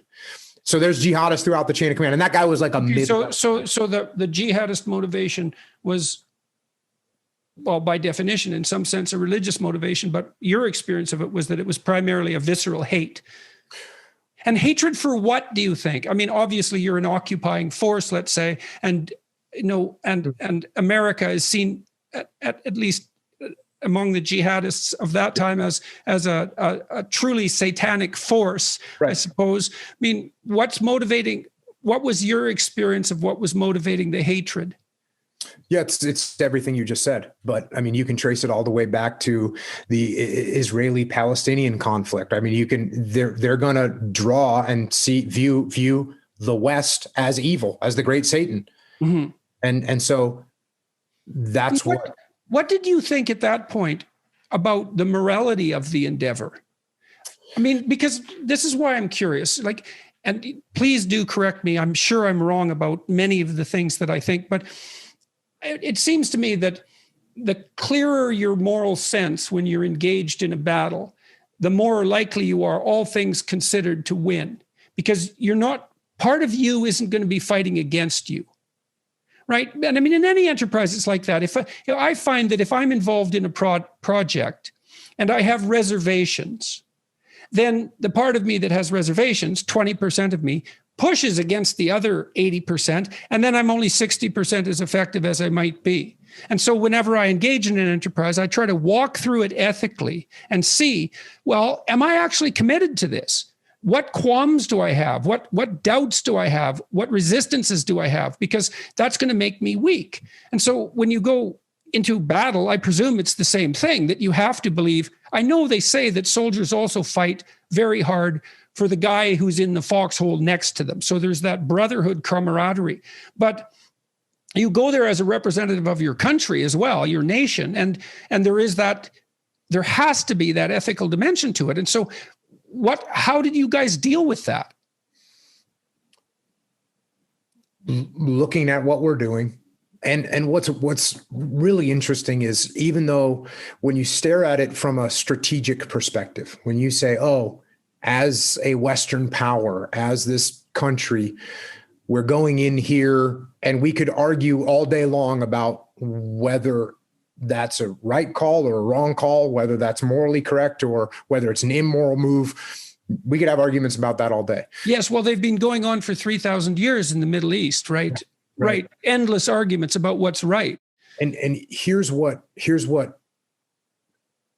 one of the nice benefits of being on the ground is, you get to see what's happening, what's actually happening. So what you see in Iraq when you're actually on the ground is, for instance, in Ramadi, what you see and what we saw is the Iraqi populace, who are a bunch of normal people that want to carry out their lives and raise their kids and run whatever business they're going to run. That's what they want to do. They actually want life, liberty, and the pursuit of happiness is what they want. That's a normal Iraqi family. When we would go to an Iraqi family's house, that's pretty much what you're dealing with. And amongst those normal people that just want to live their lives in peace, there are insurgents. And the insurgents want power, they want control, and they are willing to do anything to get it. And so when you see fathers beheaded and their heads left in the yard of a family because he had, he was working with a sheikh that had said things against Al-Qaeda, and now this guy is beheaded. There was a guy that was skinned alive. There was torture. There was rape. So when you are on the ground and you see this stuff happening, and you see the local populace clapping and cheering when you kill insurgents, your strategic vision isn't quite in focus as much as what you're seeing right in front of you with your own two eyes. And so therefore, the 20% of you that might be arguing whether this is right or wrong, when you see families slaughtered, you very quickly tell that 20% of your brain that you need to look at what's happening right here. This is immoral, and we need to do what we can to help these people. And did you feel then and then again now? I mean, it's a quagmire. It's an ethical quagmire, the Middle East. And so it seems in some sense that no matter what you do there, it's wrong. And I'm not trying to convince you of that. Believe me, I'm really curious about this. You felt when you were there that you were on the side that was doing the right things. Do you, and now when you look back, I mean, I don't know what to make of what happened with the US in the Middle East over the last 15 years. I'm just as happy, and perhaps you are as well. There's less engagement in foreign wars now than there was 10 years ago in the US, right? That seems to have receded to some degree. And that perhaps that's a good thing. What do you think about about America's involvement in Iraq? What conclusions have you come to? So you talked about this argument that you're going to have in your own head. Well, you are also going to have that argument on a national level, right? You're going to have a national level argument of whether this is the right thing or the wrong thing to do. So my scale, my measure of this is, if you are going to go to war, you have to make sure before you go that you have the proper will the proper will. And there's two types of will that you need to have if you're going to go to war. The first type of will that you need to have if you're going to go to war is you have to have the will to kill. You have to have the will to kill. And guess what? I am sorry to inform everybody, it is not just the will to kill the enemy. Because when you go to war, war is an imperfect endeavor. And no matter how hard you try to just kill the enemy, you will kill civilians, you will kill women, you will kill children. That is what is going to happen. That is what is going to happen if you go to war. So you have to make sure you have the will to do that. That sometimes you're going to drop a bomb and it's going to land and it's going to kill women and children. That's what's going to happen. And anybody that thinks anything different is naive and ignorant. We seem to let our politicians often convince us that that's possible, but it's not. So you have to have the will to kill. And then on top of that, obviously, you have to have the will to die.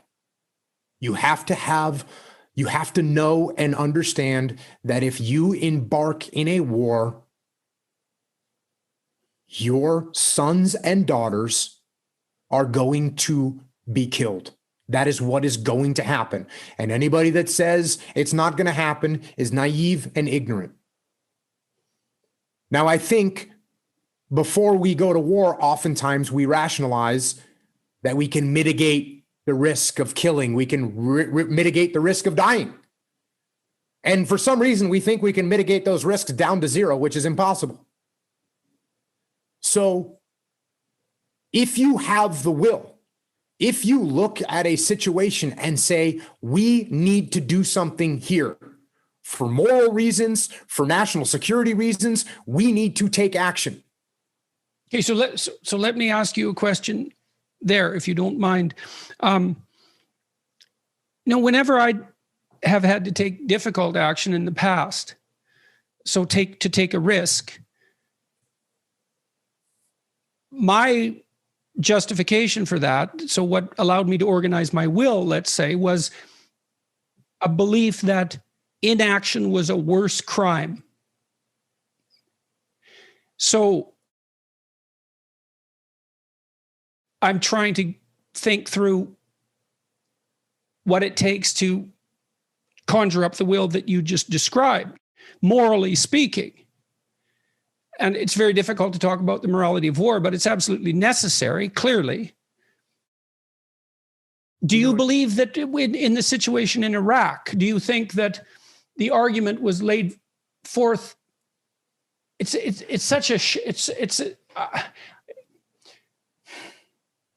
So there was a terrible attack on New York, 9/11, and the response was focused on Iraq. That's correct so far. Focused on Afghanistan immediately, and very quickly thereafter focused on Iraq. Yes. All right. It was never obvious to me why the focus shifted to Iraq. Do you have any sense of why that was? I know that there was a lot of thought at the highest levels of the American government prior to 9/11 about Iraq. And so there was a plan that was already, in some sense, in place for Iraq. But it isn't obvious to me why attention was shifted towards Iraq in the aftermath, apart from the fact that that plan already existed. I think the shift came from, I'm trying to think of some kind of a metaphor here, but you've got some rats in the garage, and the rats have gnawed through some of the wiring. And so you go and you try and kill the rats in the garage, and you realize, this isn't the only place that these rats could be. There could also be some rats over here in the basement, and we have wires over there too. We better go handle that situation as well. You said that you were overwhelmed by the reality of the situation on the ground. My first deployment to Iraq, we worked with we just worked with SEALs. Basically, all the operations we did was just with SEAls. When we went back to Iraq in Ramadi, we were ordered to work with Iraqi soldiers. Now, the Iraqi soldiers were poorly trained. They were poorly equipped. They had low motivation. Some of them were not very trustworthy. And we were going out into the worst battlefield on planet Earth at the time. And it was pretty hard to make sense of that order, right? Mm-hmm. But when I thought through the order, why is my senior leadership ordering me to do this? Well, the answer is quite clear. After I thought about it a little bit, hey, the reason that we have to do this is because we need to work with the Iraqi soldiers so that the Iraqi soldiers become proficient enough that they can handle the security in their own country. Of course, yes. Okay, so my senior leadership isn't telling me to do something because they want me to die or want my troops to get wounded and killed. They're telling me to do something because it's a strategic move where in hopefully 2 or 3 years, the Iraqi military will be at a level where they can handle security in their own country. Okay, got it. Okay, that's part one. Well, when we got ordered to work with Iraqi soldiers, it wasn't just my SEAL task unit, it was everyone. All coalition forces, all American Army and Marine Corps was getting told, you'll work with Iraqi forces. And everyone kind of had that nervous feeling, right? Hold on a second. You want me to have this person that has a rusty AK-47 and a pair of sandals? You want that person to support me out on the battlefield? That doesn't make any sense. And so what the American forces did was when they were ordered to take Iraqi soldiers with them on an operation, and they would go out with a platoon of 40 Americans and they would take 2 Iraqis with them because they were told to take Iraqis, plural. So that means 2. That's what we're going to do. And they'd leave them in the Humvee and they'd go conduct their operations. Well, senior leadership got wind of this. And this obviously is not in the spirit of what we were being told to do. You're not going to get a nation's army trained up by taking 2 soldiers out. So the next thing the leadership said was, okay, here's the new order. For every 1 American that you bring out, you have to have 7 Iraqi soldiers with you. So they imposed a ratio on us. Now, Ramadi at this time was a complete war zone. Other parts of Iraq were actually somewhat pacified. And in many of those pacified areas, that order actually made sense. The Iraqis in some area, the Iraqi soldiers in some areas were actually capable of conducting decent operations with very little American oversight. And the level of violence in those areas wasn't that bad. Mm-hmm. So it was okay. Well, in Ramadi, it didn't make any sense whatsoever. So I'm being ordered to take 1 SEAL for every 7 Iraqi soldiers. Well, first of all, because of the fighting was so bad in Ramadi, many of the Iraqi units only had 10 or 15 or 20 people in their platoon. So if I was going to send out SEALs, I would only be able to send out 2 SEALs with 15 Iraqi soldiers. So now which 2 SEALs am I going to send? Am I going to send the medic? Well, I want to send a medic for sure, but guess what? I also need to send a machine gunner in case we get into a firefight. Well, what about the radio man that actually calls for help? What about the point man that actually knows where we're going? What about the leader who's going to make decisions out there? What about the explosive ordnance disposal guy that can dismantle bombs from going off? So who am I supposed to leave behind? It doesn't make any sense. The danger to the troops is so much higher in that situation. So what did I do? Did I say, hey, that's what I'm being ordered to do? No. I took all this into consideration and I you'll appreciate this. I wrote a point paper up my chain of command, explained the situation of what was happening, explained the number of casualties, explained the level of violence, explained the size of the Iraqi elements that we were working with, and said, can I please get a waiver for this and allow me to take however many SEALs I've deemed necessary to take to be safe? And my chain of command read it and said, yeah, sure, Jocko, do whatever you want to do. Thank you. So that's okay. So what you're telling me is that you take what you're told to do and you take what you know to be the case on the ground and you try to do you try to take both of them into account as much as possible. Well, you're also shunting information back up the hierarchy, hopefully to modify their decisions, the decisions they're making that aren't in accordance with the reality on the ground. Right. Right. So you do your best under the circumstances, but that seems to be a good answer. But it escalates. Obviously, it can escalate higher than that, right? The decisions, the orders that we're being given can escalate to a point where maybe this entire thing that we're doing, I think, is wrong. Right. Okay. So now we get into a situation where, and the reason that I have to explain all these other things is because it happens very rarely. It happens very rarely that, someone in the military is looking at a decision that's being made on a big scale and says, I think this is totally and completely wrong. Now, I will tell you, and I wrote about this in my last leadership book, Leadership Strategy and Tactics. If you're being told to do something that you believe is completely wrong, well, I would love to tell you that that's a black and white decision, but guess what? It's not. Even that's not a black and white decision because, Jordan, if you order me to go and assault a machine gun nest that's on a hill with my squad, and I know that this is a machine gun nest in a bunkered position, in an elevated position with interlocking fields of fire, and if we go up that hill, we're all going to die. And I look at you and say, hey, boss, I don't think that's a good call. They're elevated, they're bunkered, they're interlocking. This doesn't make any sense. And you go, no, Jocko, shut up and do it. And I said, no, I'm telling you, Jordan, this isn't a good idea. And you say, no, shut up and do it. Now, here's my decision point. If I say, you know what, I will not do it. I will not do it.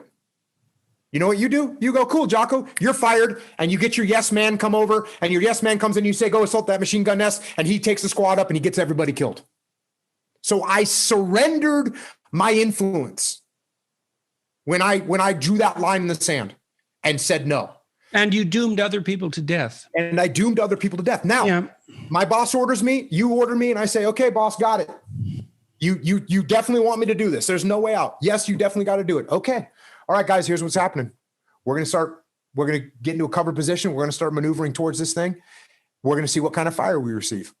If we start receiving overwhelming fire, I'm going to lock some of you guys in that position, and I'm going to send another squad over to the flank, and we're going to take out this machine gun nest from another angle, or I'm going to hunker down in that position, and we're going to call for air support. So you're actually decomposing the process then into micro elements, and then testing the micro elements. Then you can report back with that information. Yes. Right. Very smart. Very smart. We have to be very careful. So when you talk about, I don't think we should go into Iraq. I don't think we should go. Okay, so what am I going to do? Hey, I don't think we should go. Now, are there times where that might be the right decision? There are some times like that where maybe I think that me as a senior leader standing up and saying no to my boss is going to make, Jordan suddenly looks at me and goes, wait a second, Jocko's always been a good guy. And now he's sitting here telling me, no, he's really serious about it. Maybe I'm not seeing something. Maybe I can get you to rethink your position. That's a risky move though.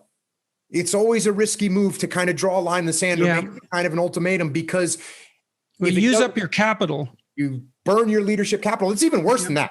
You just completely surrender your leadership capital. You don't even use it. You obliterate it. It's gone. You have no more influence. You're done.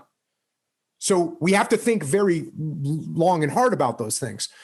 And so when if I was never put in a position like where I thought that what we were doing as a country was wrong. I'll tell you, actually, probably the closest I've come to that was, I think it was 1993. The massacre was unfolding in Rwanda. There was the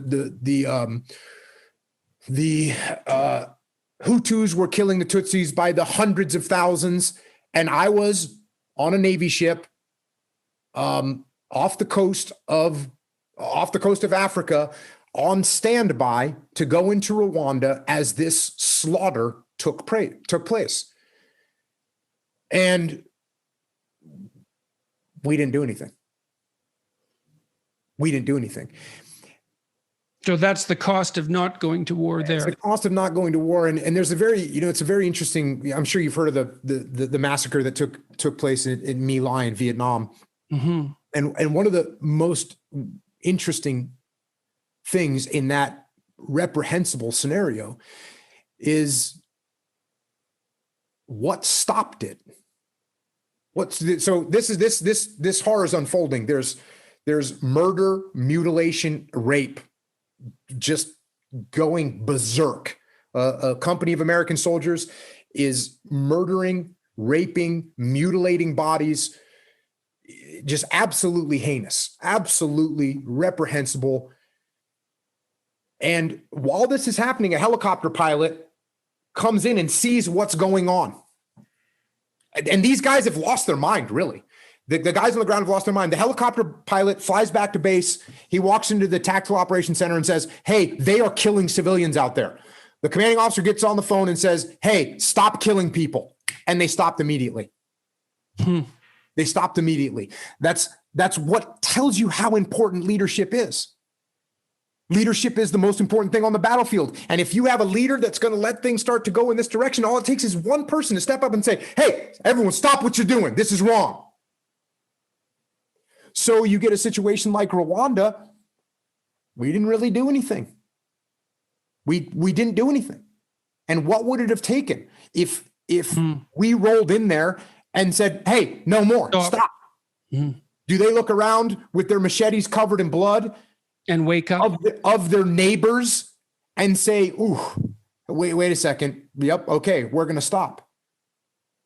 So I'm not saying these are easy predicaments, but certainly, the idea of, are there situations where it's better to do something than nothing? Hey, I'll tell you what, rolling into Baghdad and going into Saddam Hussein's torture chambers, which we did, and you see the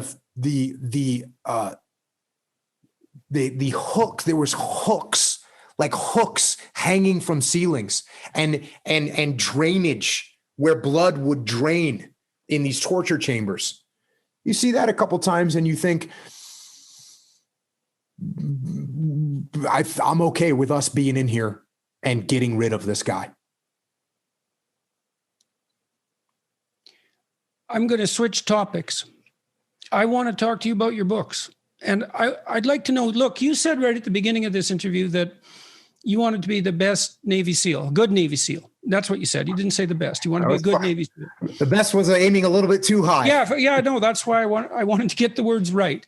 What are you doing now? I presume that your life is still being lived in an expansion of that, the pursuit of that initial ideal. You've transformed multiple times. You're a civilian. You're a communicator, a mass communicator in a variety of different ways. I think you mentioned, we were talking offline a little bit, for example, that you have a clothing line.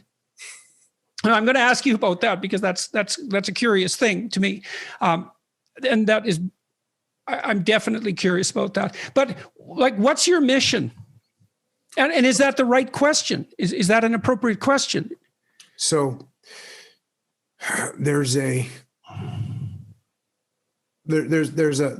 quality, let's call it. So as I went through that as I created in my mind that ideal of what a good SEAL is, what is a good SEAL? And I'm sure I could say, okay, what do you think, Jordan? Oh, he's probably strong and he's probably fast and he's probably smart and he's probably tactically sound and he can probably shoot a weapon straight and all those things. Absolutely. All those things are there. And as you would kind of burn away or if you were to set up a hierarchy of importance of what makes a good SEAL. Yep.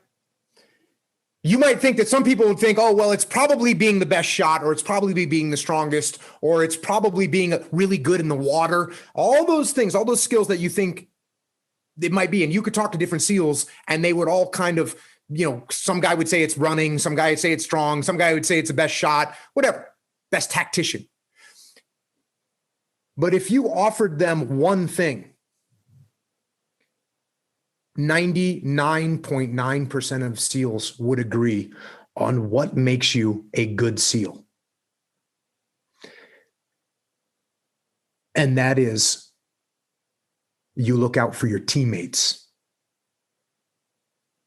You put your team above yourself. Yeah, so that's a real inversion of the things that you just described, Dave, because all of those things are dimensions along which you could be excellent in a manner that distinguishes you from the group and elevates you above them. But you derive from that a claim that that should all be subordinate to a reciprocity. And any SEAL that's a good SEAL would tell you that that would be at the top of the hierarchy. You can be the best shot. Yeah. You can be the best shot. You can be the best diver. You can be the strongest. You can be the fastest. You can be the best tactician. If you don't take care of your teammates, none of those other things matter. You're not even wanted in the SEAL teams. That's what it is. So, well, do you think that seems to me to be true for functional organizations in general? Is that, and certainly the people I've seen, this is part of the reason why casual critiques of hierarchies annoy me so much, because the people I've seen who are radically successful don't get there from power. They get there from ability, but also reciprocity. And yeah, 100% right. So when you say to take care, to look out for, and to take care of, I think you said to look out for. Flesh that out. What does that mean in the situations that you've been in, and how did that guide your behavior? It's a literal, constant, daily, hourly, by the minute attitude, which is, okay, hey, my buddy needs me to move over there and cover for that area. That's what I'm going to do. My buddy needs me to bring him some more ammunition. My buddy needs me to help him clean his weapon. My buddy needs to you carry the boat. I need to pick up the boat because we're moving across the beach. All these things. So what are you doing? You're looking. So what, like you said, moment to moment. So what are you doing? You looking for ways to be useful constantly? How can I support my teammates?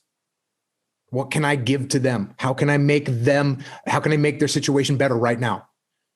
And that guy that has that attitude is going to have a great reputation in the SEAL team. Well, then you can think too, of course, then the fact that you're outstanding on any number of dimensions, let's say, that becomes an asset of the team rather than something that's a competitive liability. Because like, if you're going to be looking out for me, and I really believe that, the fact that you're stronger and smarter than me is actually really good.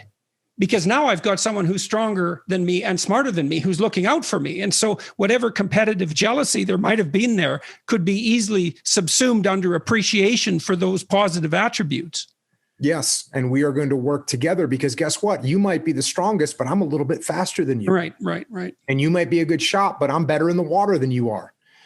And we're going to be in the water and shooting. So we're each going to have a chance to be number one.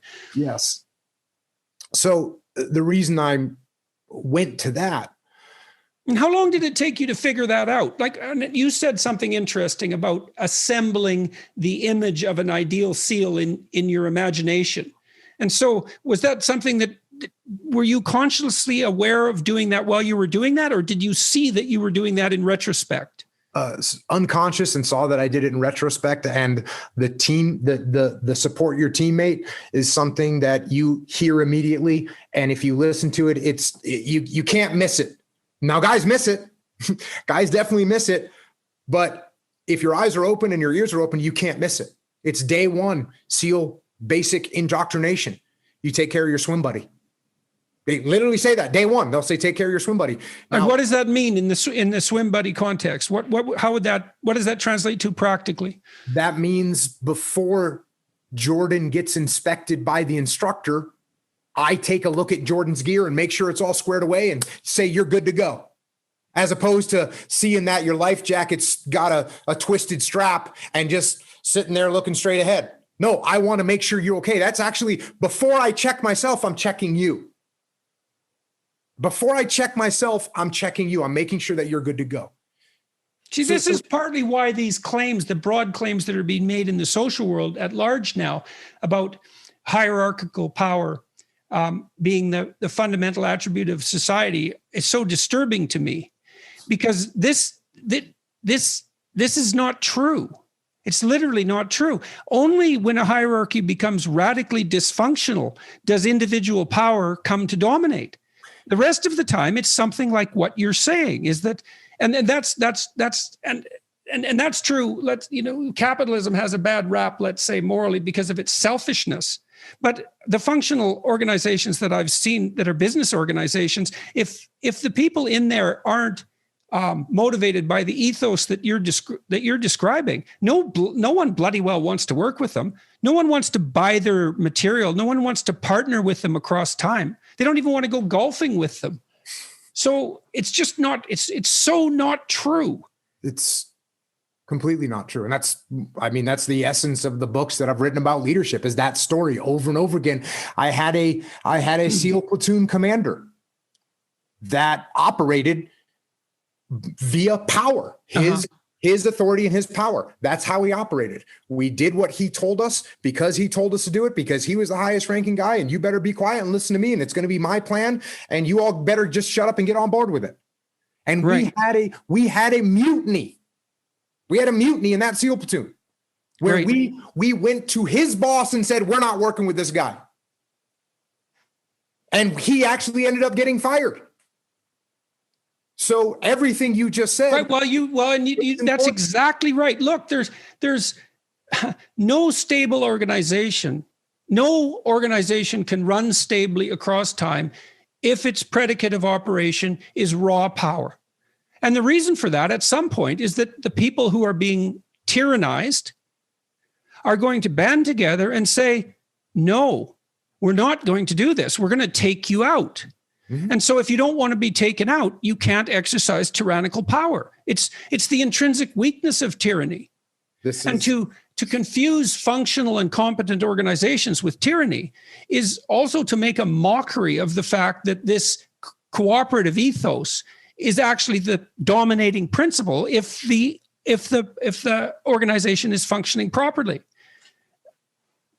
Yeah, and as I pointed out, I actually lived through that. And I lived through the other end of the spectrum too. When that platoon commander got fired, the platoon commander that took his place was very humble, listened, had an open mind, gave us ownership, told us to come up with a plan. And we loved that guy. And that's the guy that I try and emulate to this day. And we would have followed that guy anywhere. And it's precisely right. And so that's not power. That's not power. It's precisely because he didn't use his tyrannical power to drive us to do what he wanted us to do. Look, whenever I've been in a situation and wanted to get the best out of the people that are working under me or with me for that matter, I cede as much responsibility and authority to them as possible, partly because one of my predicates of operation is that if I'm going to engage in an enterprise with you and I have to tell you what to do, or if I told you what to do, you would do a better job, I should find a different person. All that is indication that I chose the wrong person. If you're the right person, I'm going to grant you as much autonomy as possible, partly because then you get to have your own domain, partly then because you're self-sufficient, partly because you do better, but even more so because then you're fully committed to the task. And I don't believe that anybody occupies a position of leadership for long who doesn't know those things. And they're certainly not effective if they don't know them. No, they're not. And I talk to leaders all day, every day, in every possible industry that you can think of. And it's, one of the things that I end up saying a lot to leaders is, if you're working for me, Jordan, and you come to me with a plan of how you want to execute a project or an operation or a task, my goal is that we're going to use your idea. That's my goal. My goal is that whatever you present to me, if it's going to get the job done, we're good. We're going with it. Well, then at least the person can learn from what they're doing and be better the next time, right? If it's minimally viable, why not let them run it? Yep. Sometimes it's an emergency and you can't do that, but yeah. And by the way, if there's urgency and I can't do that, okay, by this time, you and I have built up enough trust that that if I say, hey, we need to go over there right now, you go, yep, got it. Right. Right. And so we do get into situations like that happens. Right. And that's something you don't want to do too often, because just as we discussed earlier, you burn up your leadership credibility by doing that. Mm-hmm. So you can use power if you're a leader, but judiciously and seldom, and you need a good rationale, and people have to trust you. And so that's the other issue, is that we could think about the preconditions for trust, because if the organization isn't running on trust, then everybody's at each other's throat constantly, and all there is backbiting and confusion. And so to trust means I have to, what would I say? I have to have faith in your motives. And I have to see that you're doing your best to align your motives with mine. And I have to believe that that's genuine, because otherwise the enterprise isn't going to succeed, given all the other things it's going to have to face. Yeah. It's another, you bring up the term alignment. And when I work with companies, sometimes we'll start talking about alignment. And quite frankly, in most cases, vast majority of cases, if you and I are at a company, if we go high enough up what I call the ladder of alignment, if we go high enough up that ladder, we'll get to a point where we're going to be aligned, because look, what are we trying to do? Definitely. We're trying to take care of our team. We're trying to provide a good service to our clients, and we're trying to be profitable. And if that's what we're trying to do, and 99.9% of the times, the companies that I work with, I have to talk them through this, but I can say we can get to a point where we are aligned. Now, what alignment has like a cousin or maybe a step cousin called agenda. Where you've got your agenda over here and I've got my agenda over here, and you're trying to get more funds for your department, and I'm trying to get more funds for my department. And so we can sometimes it can feel like our agendas, we're not aligned. Yeah. Now, oftentimes I say, look, if Jordan's agenda is to get more funding for his department so he can invest more and make more money for the team, his agenda is aligned, and that's great. I have no problem with your agenda. It's when, you're trying to create your own fiefdom because you're going to leave the company and you're going to go do something else. And I start to sense that. And whenever. Yeah, and all that's going on underground and no one's really talking about it. Right. When I get a company where they can't come to an agreement about something. They cannot. So we walk them up the alignment ladder, and all of a sudden you realize, oh, wait a second. This person's just trying to make money, and this person really wants to take care of the team. Now, I'll tell you, I'll take them further up the alignment ladder and say, listen, if you really want to make money and you want to take care of the team, guess what? If you have a good team that you take care of, you're going to make more money. Yeah. So you can get aligned, unless people are starting to take care of themselves instead of take care of the team, which goes back to what we were just talking about. Which is also extremely short-sighted in my estimation, because for a bunch of reasons, I line some of this out in this new book. I realized a long time ago that there isn't much difference. There might be no difference, actually, technically speaking, in taking care of yourself and in taking care of other people. And here's the reason. So you might say, well, I'm one person and everyone else is a group of people. And so there's that competition between me as one person and what this one person wants and the group. But that's not true, because I'm actually a group. And the reason I'm a group is, well, there's me today, but there's me over the next week, and there's me over the next month, and then there's me over the next year, and over the next 5 years, and over the next 10 years. And the me that exists right now can't betray the me that's going to exist next week by doing something short-sighted and impulsive that will, produce a burst of impulsive pleasure, but will compromise the future.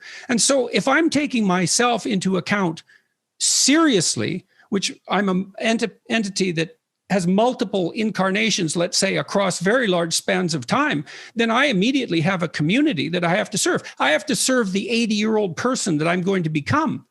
And the difference between that and serving 80-year-old people in the community is negligible. It's the same thing. So if I'm taking care of someone in a senior's home, for example, the difference between that and how I'm going to be taken care of when I'm 80 is negligible. And so there's no way out of the ethical demand of serving the group, even if your selfishness is is of the most enlightened kind. Well, that's one of the most beautiful things about this whole thing conceptually, is that if I put the team before myself, if I put the mission and the team before myself, and by being a good team player, I lift up Jordan and I make you look good and I give you the support you need. The beautiful thing about this is eventually I am going to win. Right. Absolutely. I'm 100% going to win. And people get short-sighted, as you're talking about, where I think, you know what, if I can pull this project away from Jordan, I can raise my head up and get some credit for this. The boss is going to look at me and he's probably going to give me a promotion. And that might work once. That might work once. Yeah. Or twice. Yeah. And then my reputation is, oh, you don't want Jocko on your team because he's the one that's going to be maneuvering around trying to make himself look good instead of trying to accomplish the mission. Yep. So ultimately, if you take care of people, if you're a good SEAL, if you're a good team player, you will win in the end. That's what's going to happen. And yes, and you'll win surrounded by people who are thrilled to death that you won. and that's a much better form of winning than to be bitter and alone. Yeah, because you snatched something on the back else. Of the fallen. Right, absolutely. And the fact that you can only get away with that once or twice is dead relevant, because human beings are very sensitive to negative emotion. We remember. And one of the things we really remember is betrayal. And so if you don't play the game straight and you have to play the game over and over with the same people, then you're dead in the water. And then you're going to be in your own little hell. You're going to think, well, why won't anybody play with me? And the answer to that is, well, you don't play fair. And people gave you a chance a few times and you demonstrated that. And there's no coming back. So. Yeah. And the reason I went off on this tangent is because you asked me your mission now. What am I doing now? You bet. And I think that along the way in my career in the Navy, I was so ingrained with the fact of trying to be a good teammate. Yeah. That when I retired, I kept just trying to help people out and say, hey, you know what? I can teach you something about leadership. Do you want to know something about leadership? I can help you with this, or I can at least talk you through, and maybe I can share some stories of what I've learned about human nature. And that way you don't have to learn those lessons by beating your head up against the wall. And then maybe I can help you out with, hey, putting some stuff together that you can take as supplements, and that's going to make you a little bit healthier and stronger. And by the way, we're trying to rebuild our community in New England where we came from, where we used to have a bunch of factories making clothes, and maybe we could rebuild that, and that way everyone. So great. So there's the clothing question. And so tell me about that. So because it's kind of a surprise, right? You have a clothing line. I think, well, that's so funny. And that Jocko has a clothing line. It's so cool that's the case, and not expected. So I knew there was a backstory there. So I don't imagine that it stems from an obsession with fashion. You called it, dude. Okay. So what happened, and why did you get interested in it, and what's going on? Okay. So, I was, I started my podcast and I was interacting with people, and I talk about jiu-jitsu a lot, Brazilian jiu-jitsu. I'm a very big supporter of people training jiu-jitsu and mixed martial arts in general, but I am absolutely a jiu-jitsu guy. So a lot of people started doing jiu-jitsu and they started training. And so they would ask me that the uniform for jiu-jitsu is called a gi. And people would ask me, hey, I'm starting jiu-jitsu, or I started jiu-jitsu and I need to get a gi. What kind should I get? And I knew from having gis over the years that gis were made in China, and whatever horrible slave labor scenarios are happening there. And I knew that there was also one company up in Maine, and I'm from New England as well, one company up in Maine that was actually making these jiu-jitsu gis in America. And I had seen them online, and the story was kind of presented online that this guy named Pete, he was a New England kid and saw the factories get shut down. And we all did that. We all saw, when I was growing up, the factories, there was no one in them. Yep. And he saw that, and he was also a jiu-jitsu guy. And so he wanted to make jiu-jitsu gis in America.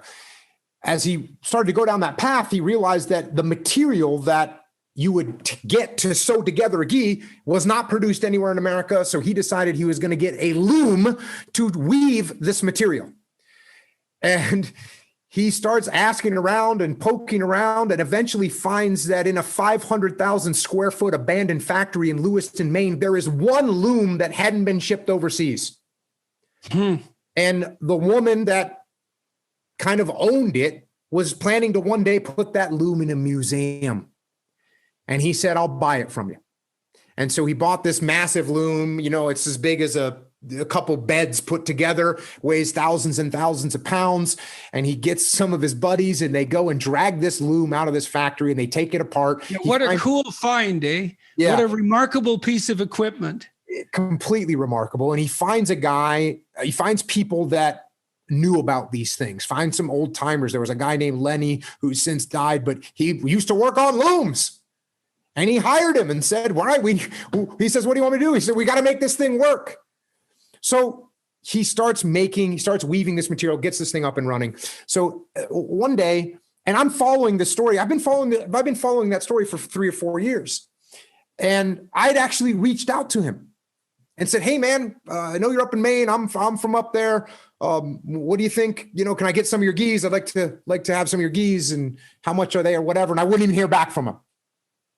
Because he's in Maine. These guys, I make fun of him because he's up in Maine. He's in Farmington, Maine, population 7,000. So anyways, one day I'm doing like a live social media interaction with people. And someone says, hey, I'm just starting jiu-jitsu. What kind of gi should I get? And I said, I'll tell you what, you should get an Origin gi. And by the way, I said, if anybody on here knows this guy named Pete Roberts that runs that company up there, if you could please tell him I want to talk to him, that'd be really cool. So a few days go by, and I get like a message that says, hey, I reached out through my business connections, and I found this guy, Pete Roberts. Here's his number or whatever. Here's his email. So I say, all right, great. So we set up a Skype call. This was a few years ago, and we meet each other and we talk for 4 hours. And I come walking out of my office, and my wife says, it sounded like you were talking to yourself in there, because we were just, we were on the same page. So I ended up flying up to Maine. We had a steak, and we had a handshake, and we merged and started working together. And what was great was he had this great people up there and was building these gis, but he didn't have a platform. He's in Farmington, Maine. So there's not a bunch of jiu-jitsu studios in Farmington, Maine. Well, I had luckily a platform to talk to people about. Right. Well, and no matter how good your product, man, and everyone needs to know this, the world will not beat a pathway to your doorway for your damn product. You need to pay attention to sales and marketing, and you can't be contemptuous of it. It's like, who the hell's going to buy something they don't know about? So we shook hands, we started working together, and then we started making jiu-jitsu gis, and believe it or not, now we had a bunch of people that wanted these jiu-jitsu gis because they're the best in the world. They're made in America. They're made by Americans with their American cotton and woven on American looms. So it's a beautiful thing. It's a beautiful thing. And one day I was in the airport, and I'm sitting there in the airport as we're selling a bunch of jiu-jitsu gis, and I'm looking around, and I called up Pete. And I said, hey, Pete, I said, how many people do you actually know that do jujitsu? And he said, he's like, I don't know, like maybe 50 or 100. And I said, how many people do you know that wear jeans? And he said, everybody. And I said, why aren't we making jeans? And he said, let me go. So the next thing we did was we started making jeans because the iconic American jeans that you wear aren't made in America. The iconic American jeans that people think represent America, they're not made in America. And that's wrong. And the other crazy thing about this is, so do you make good jeans? We make the best jeans in the world. Do they have spandex in them? They do. They do. They have a little bit of stretch in them. We've got a heavy pair and a lighter pair. And it's great. And where can people find these? Origin. How do they look for them? originusa.com. If you go to jocko.com, you can find all this stuff. And so we started making everybody jeans. needs good jeans. Then we started making boots, and we're making everything. We're making, we started making a bunch of supplements, and that started from I drink tea. Another shocking thing you might want to know. It is shocking. I'm married to a Brit, and at some point I started drinking tea, and so I started making tea, and then I started making other supplements, and again, it was like, make high quality stuff that works, and people need it, they want it, and we're doing that thing of being a teammate, of helping people out. So that, I knew there was a good story in that clothing. Yeah, it's a great story. It is a great story. Absolutely. Yeah. If you've ever seen I don't know, maybe you could help me with my personality. You know what I like about that too? I've learned something in the last while. Like I noticed very much that people allow a casual and unconscious contempt to stop them from, to elevate the status of what they're doing, I would say, but also to allow them the luxury of not having to consider the importance of all the things they're not doing. Now, and that stops them from taking opportunities. So,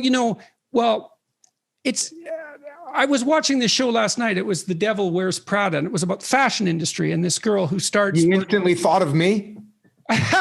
Absolutely. I thought, that's right, the Jocko fashion special. But this girl, she has contempt for the fashion industry, and that's portrayed as a moral virtue. And I wasn't on her side to begin with. I thought, no, there's probably something to this. And what you should do is shut up and learn about it before you criticize it. But it's more comfortable in some sense to have contempt for things, and it's so interesting to talk to you about your clothing line. You saw opportunity there in all sorts of ways, and it fitted into this context of, let's say, of being of broader service.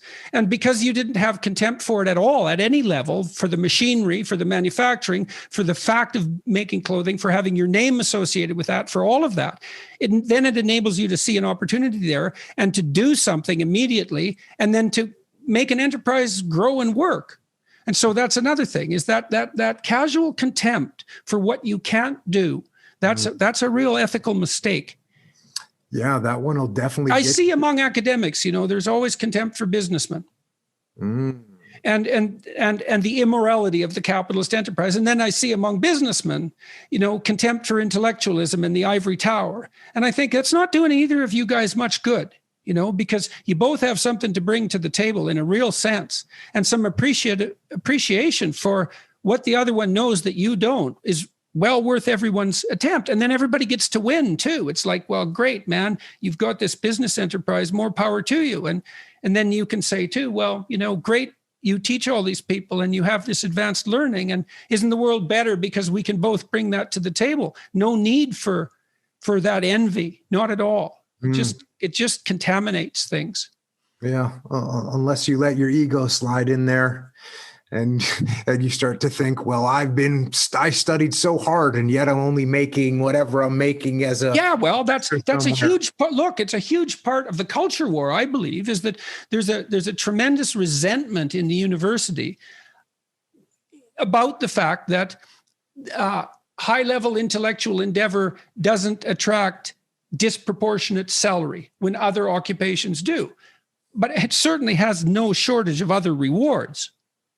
Absolute job security being one of them, and freedom for that matter. So anyways. Yeah. I've been surprised that there's all this talk in America right now about the divisiveness in America. And I've been surprised that the ego hasn't come up more often, because. You mean as a topic? As a causal effect. Yeah. Okay. Sure. Yeah. Of the fact that, I go to have a conversation with someone and I just think that I'm right. I think that my viewpoints are right and your viewpoints are wrong. Mm-hmm. And worse, not just wrong, contemptible. Exactly. That's like the ultimate expression of wrong, right? They're beneath my consideration. Right. Yeah. And that's not good. That's definitely not good. How do I listen to anything that you say? How do I find any common ground with you if I think that what you think is contemptible? And so therefore we can't have a conversation. And if we don't have a conversation, we can't find any mutual ground. And that means we can't find solutions to the problems that we're facing. And it means when push comes to shove, we have to fight. Yes, it does. Yeah. Mm-hmm. I'm here to tell you that's not a good option. That's a good place to stop. Fair enough. That was great, man. Thank you. Appreciate it. I loved it. Well, thank you. Appreciate it. Yeah. So it's good to see you. It's good to see you too. And it's so nice to see that all of what you're talking about is finding its audience. I like the kids' books too. We never talked about them. Oh yeah, the kids' books. I feel like there's no better gratification for me than the handwritten letters, the emails that I get, but mostly the handwritten letters from kids that are 6, 7, 8, 9 years old. Just did my first pull-up, got an A on my math test. Isn't that cool? It's Christ, yes. Man, how could you have anything better than that, to know that you were part of that? So tell me about that. Maybe we'll stop with that. Tell me about that. Tell me about the kids' books. How many you've self-published them? How many have sold? Well, so I didn't self-publish all of them. Okay. The first 2 went through a normal publisher. And what happened was, so the first one is called Way of the Warrior Kid. And right. Basically I have 4 kids myself, 3 daughters, 1 son. As I was raising my kids, I couldn't really find books that articulated the values that I might want my children to be reading about. And so I wrote my own books. So the first one, Way of the Warrior Kid, it's a kid, he's bullied. He doesn't know his times tables, so he thinks he's stupid. He doesn't know how to swim, so he can't do any of the fun stuff that the other kids are doing. And he's getting bullied. These are common things that kids face. And he kind of breaks down last day of school. Everything kind of hits him at once. And he goes home and he remembers that his uncle is coming to stay with him for the summer. And his uncle is in the SEAL teams. And he presents all these problems that he's having to his uncle. And his uncle says, listen, we can solve these problems, but you got to commit. It's going to take discipline. It's going to take hard work.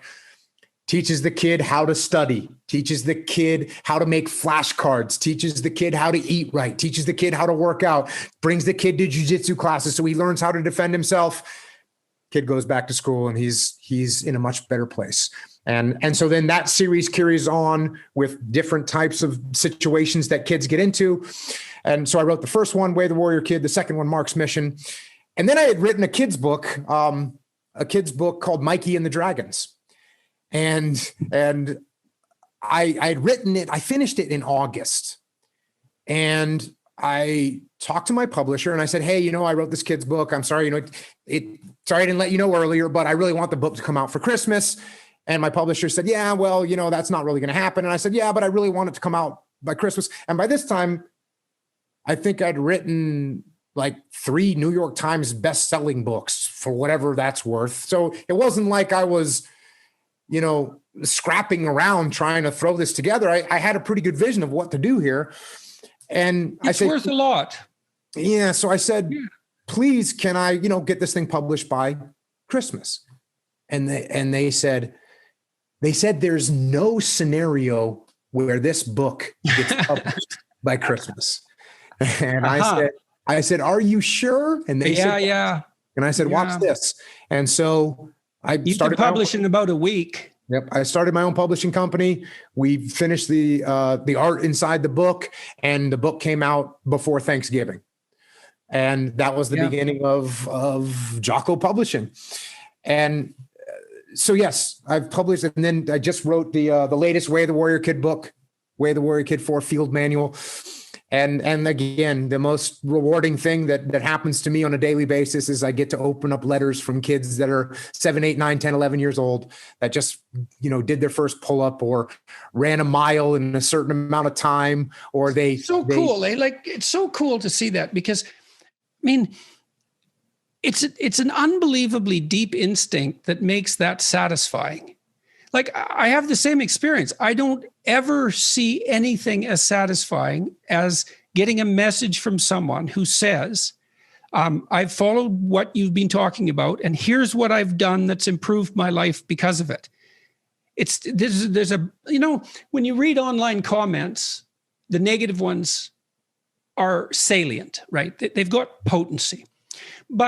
And people are wired to feel more negative emotion than positive emotion. It affects us more. We feel a loss more strongly than we feel an equivalent gain.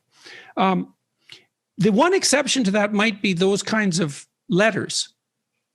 They're so salient, and it's really curious. I mean, that must be something like the deep instinct of fatherhood, that pleasure that's intrinsic in watching someone who's younger, generally speaking, not always, but generally speaking, thrive.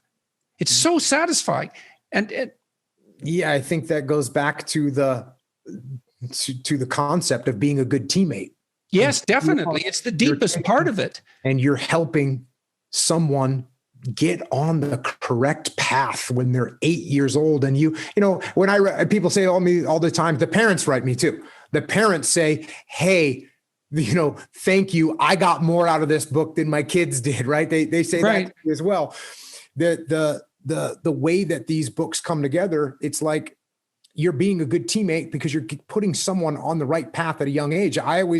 People say, I wish I would have had this book when I was. Right. Well, yes, too. Absolutely. Me too. 100%. That's a father between pages, that.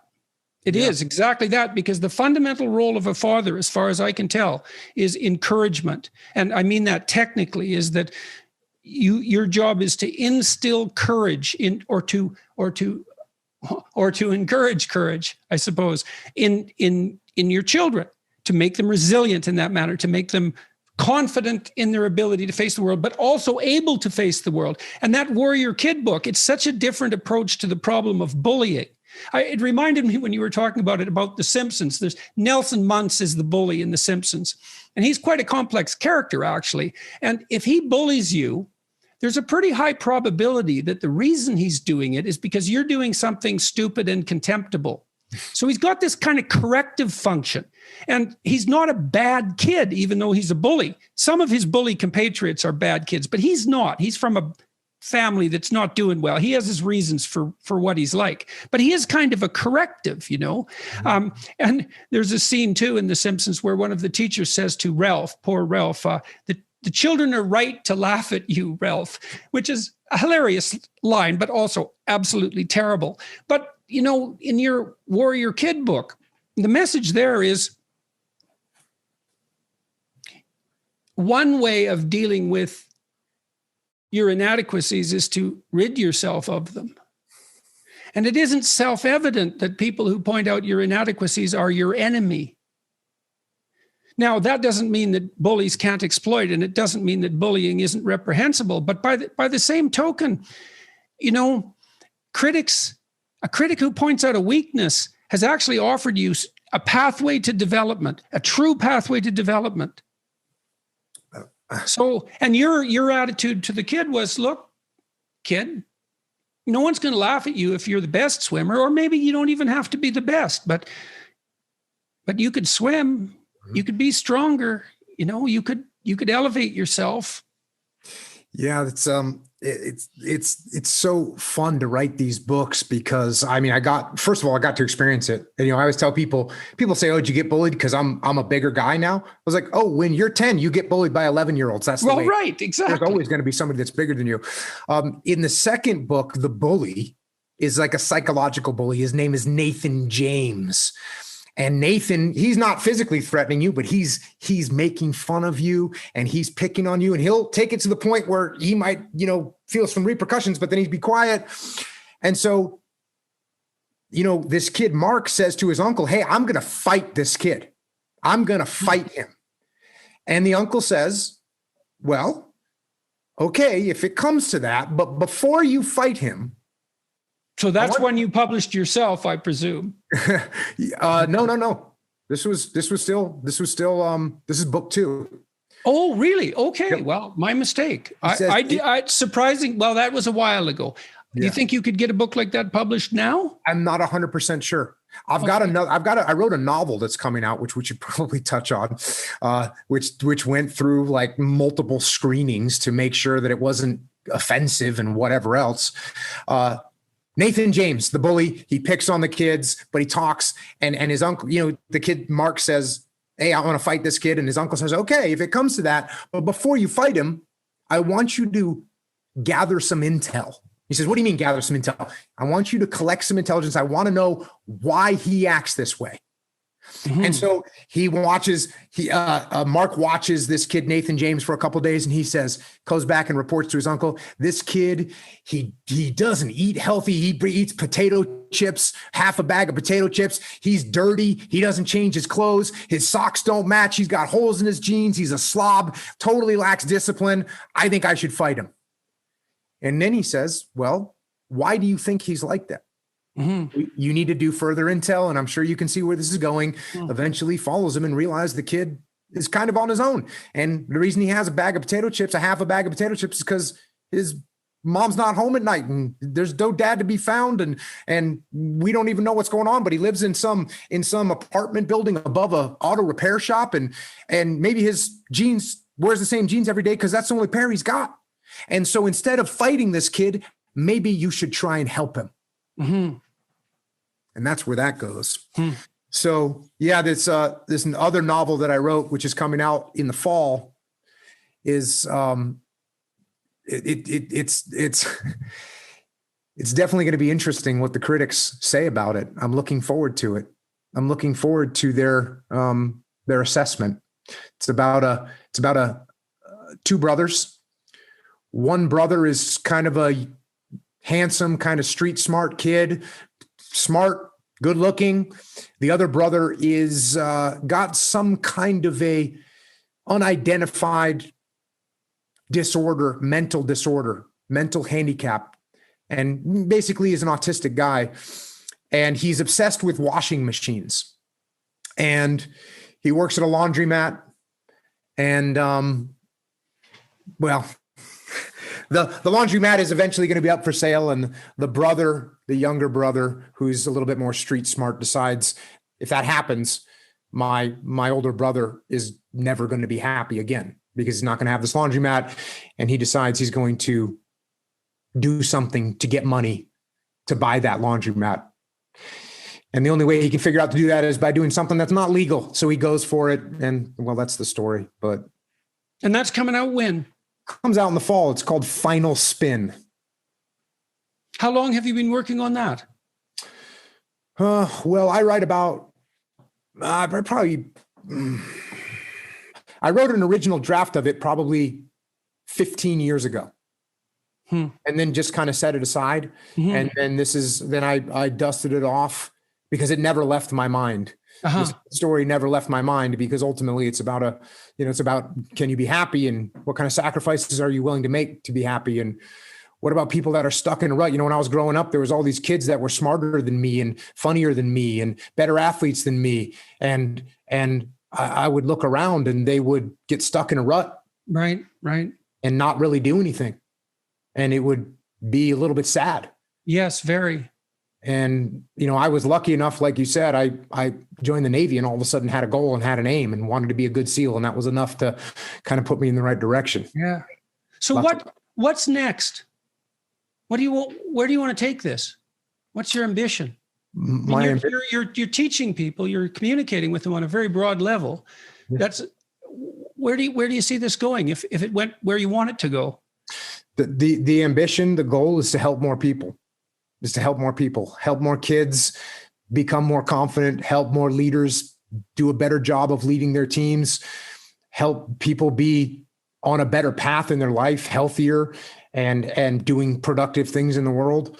That's, I think, the best thing I can do right now at this point. Yeah, well, that just seems like, generally speaking, that just seems like the best. I think, once it isn't clear why you would be motivated to do anything else. It's like that actually is the best thing. You talked about these letters. It's like, well, what could you do that would be better than that?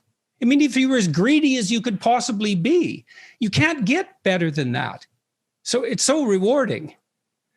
So yeah. And again, the biggest reward is when you get a letter from somebody that decided they weren't going to kill themselves. Yeah, right. Because they heard you talking on the podcast, or they read the book Discipline Equals Freedom, and they said, wait a second, I'm trapped. Why am I trapped? I'm trapped because I'm blaming other people. I'm trapped because I'm not sticking to the things that I know I should do.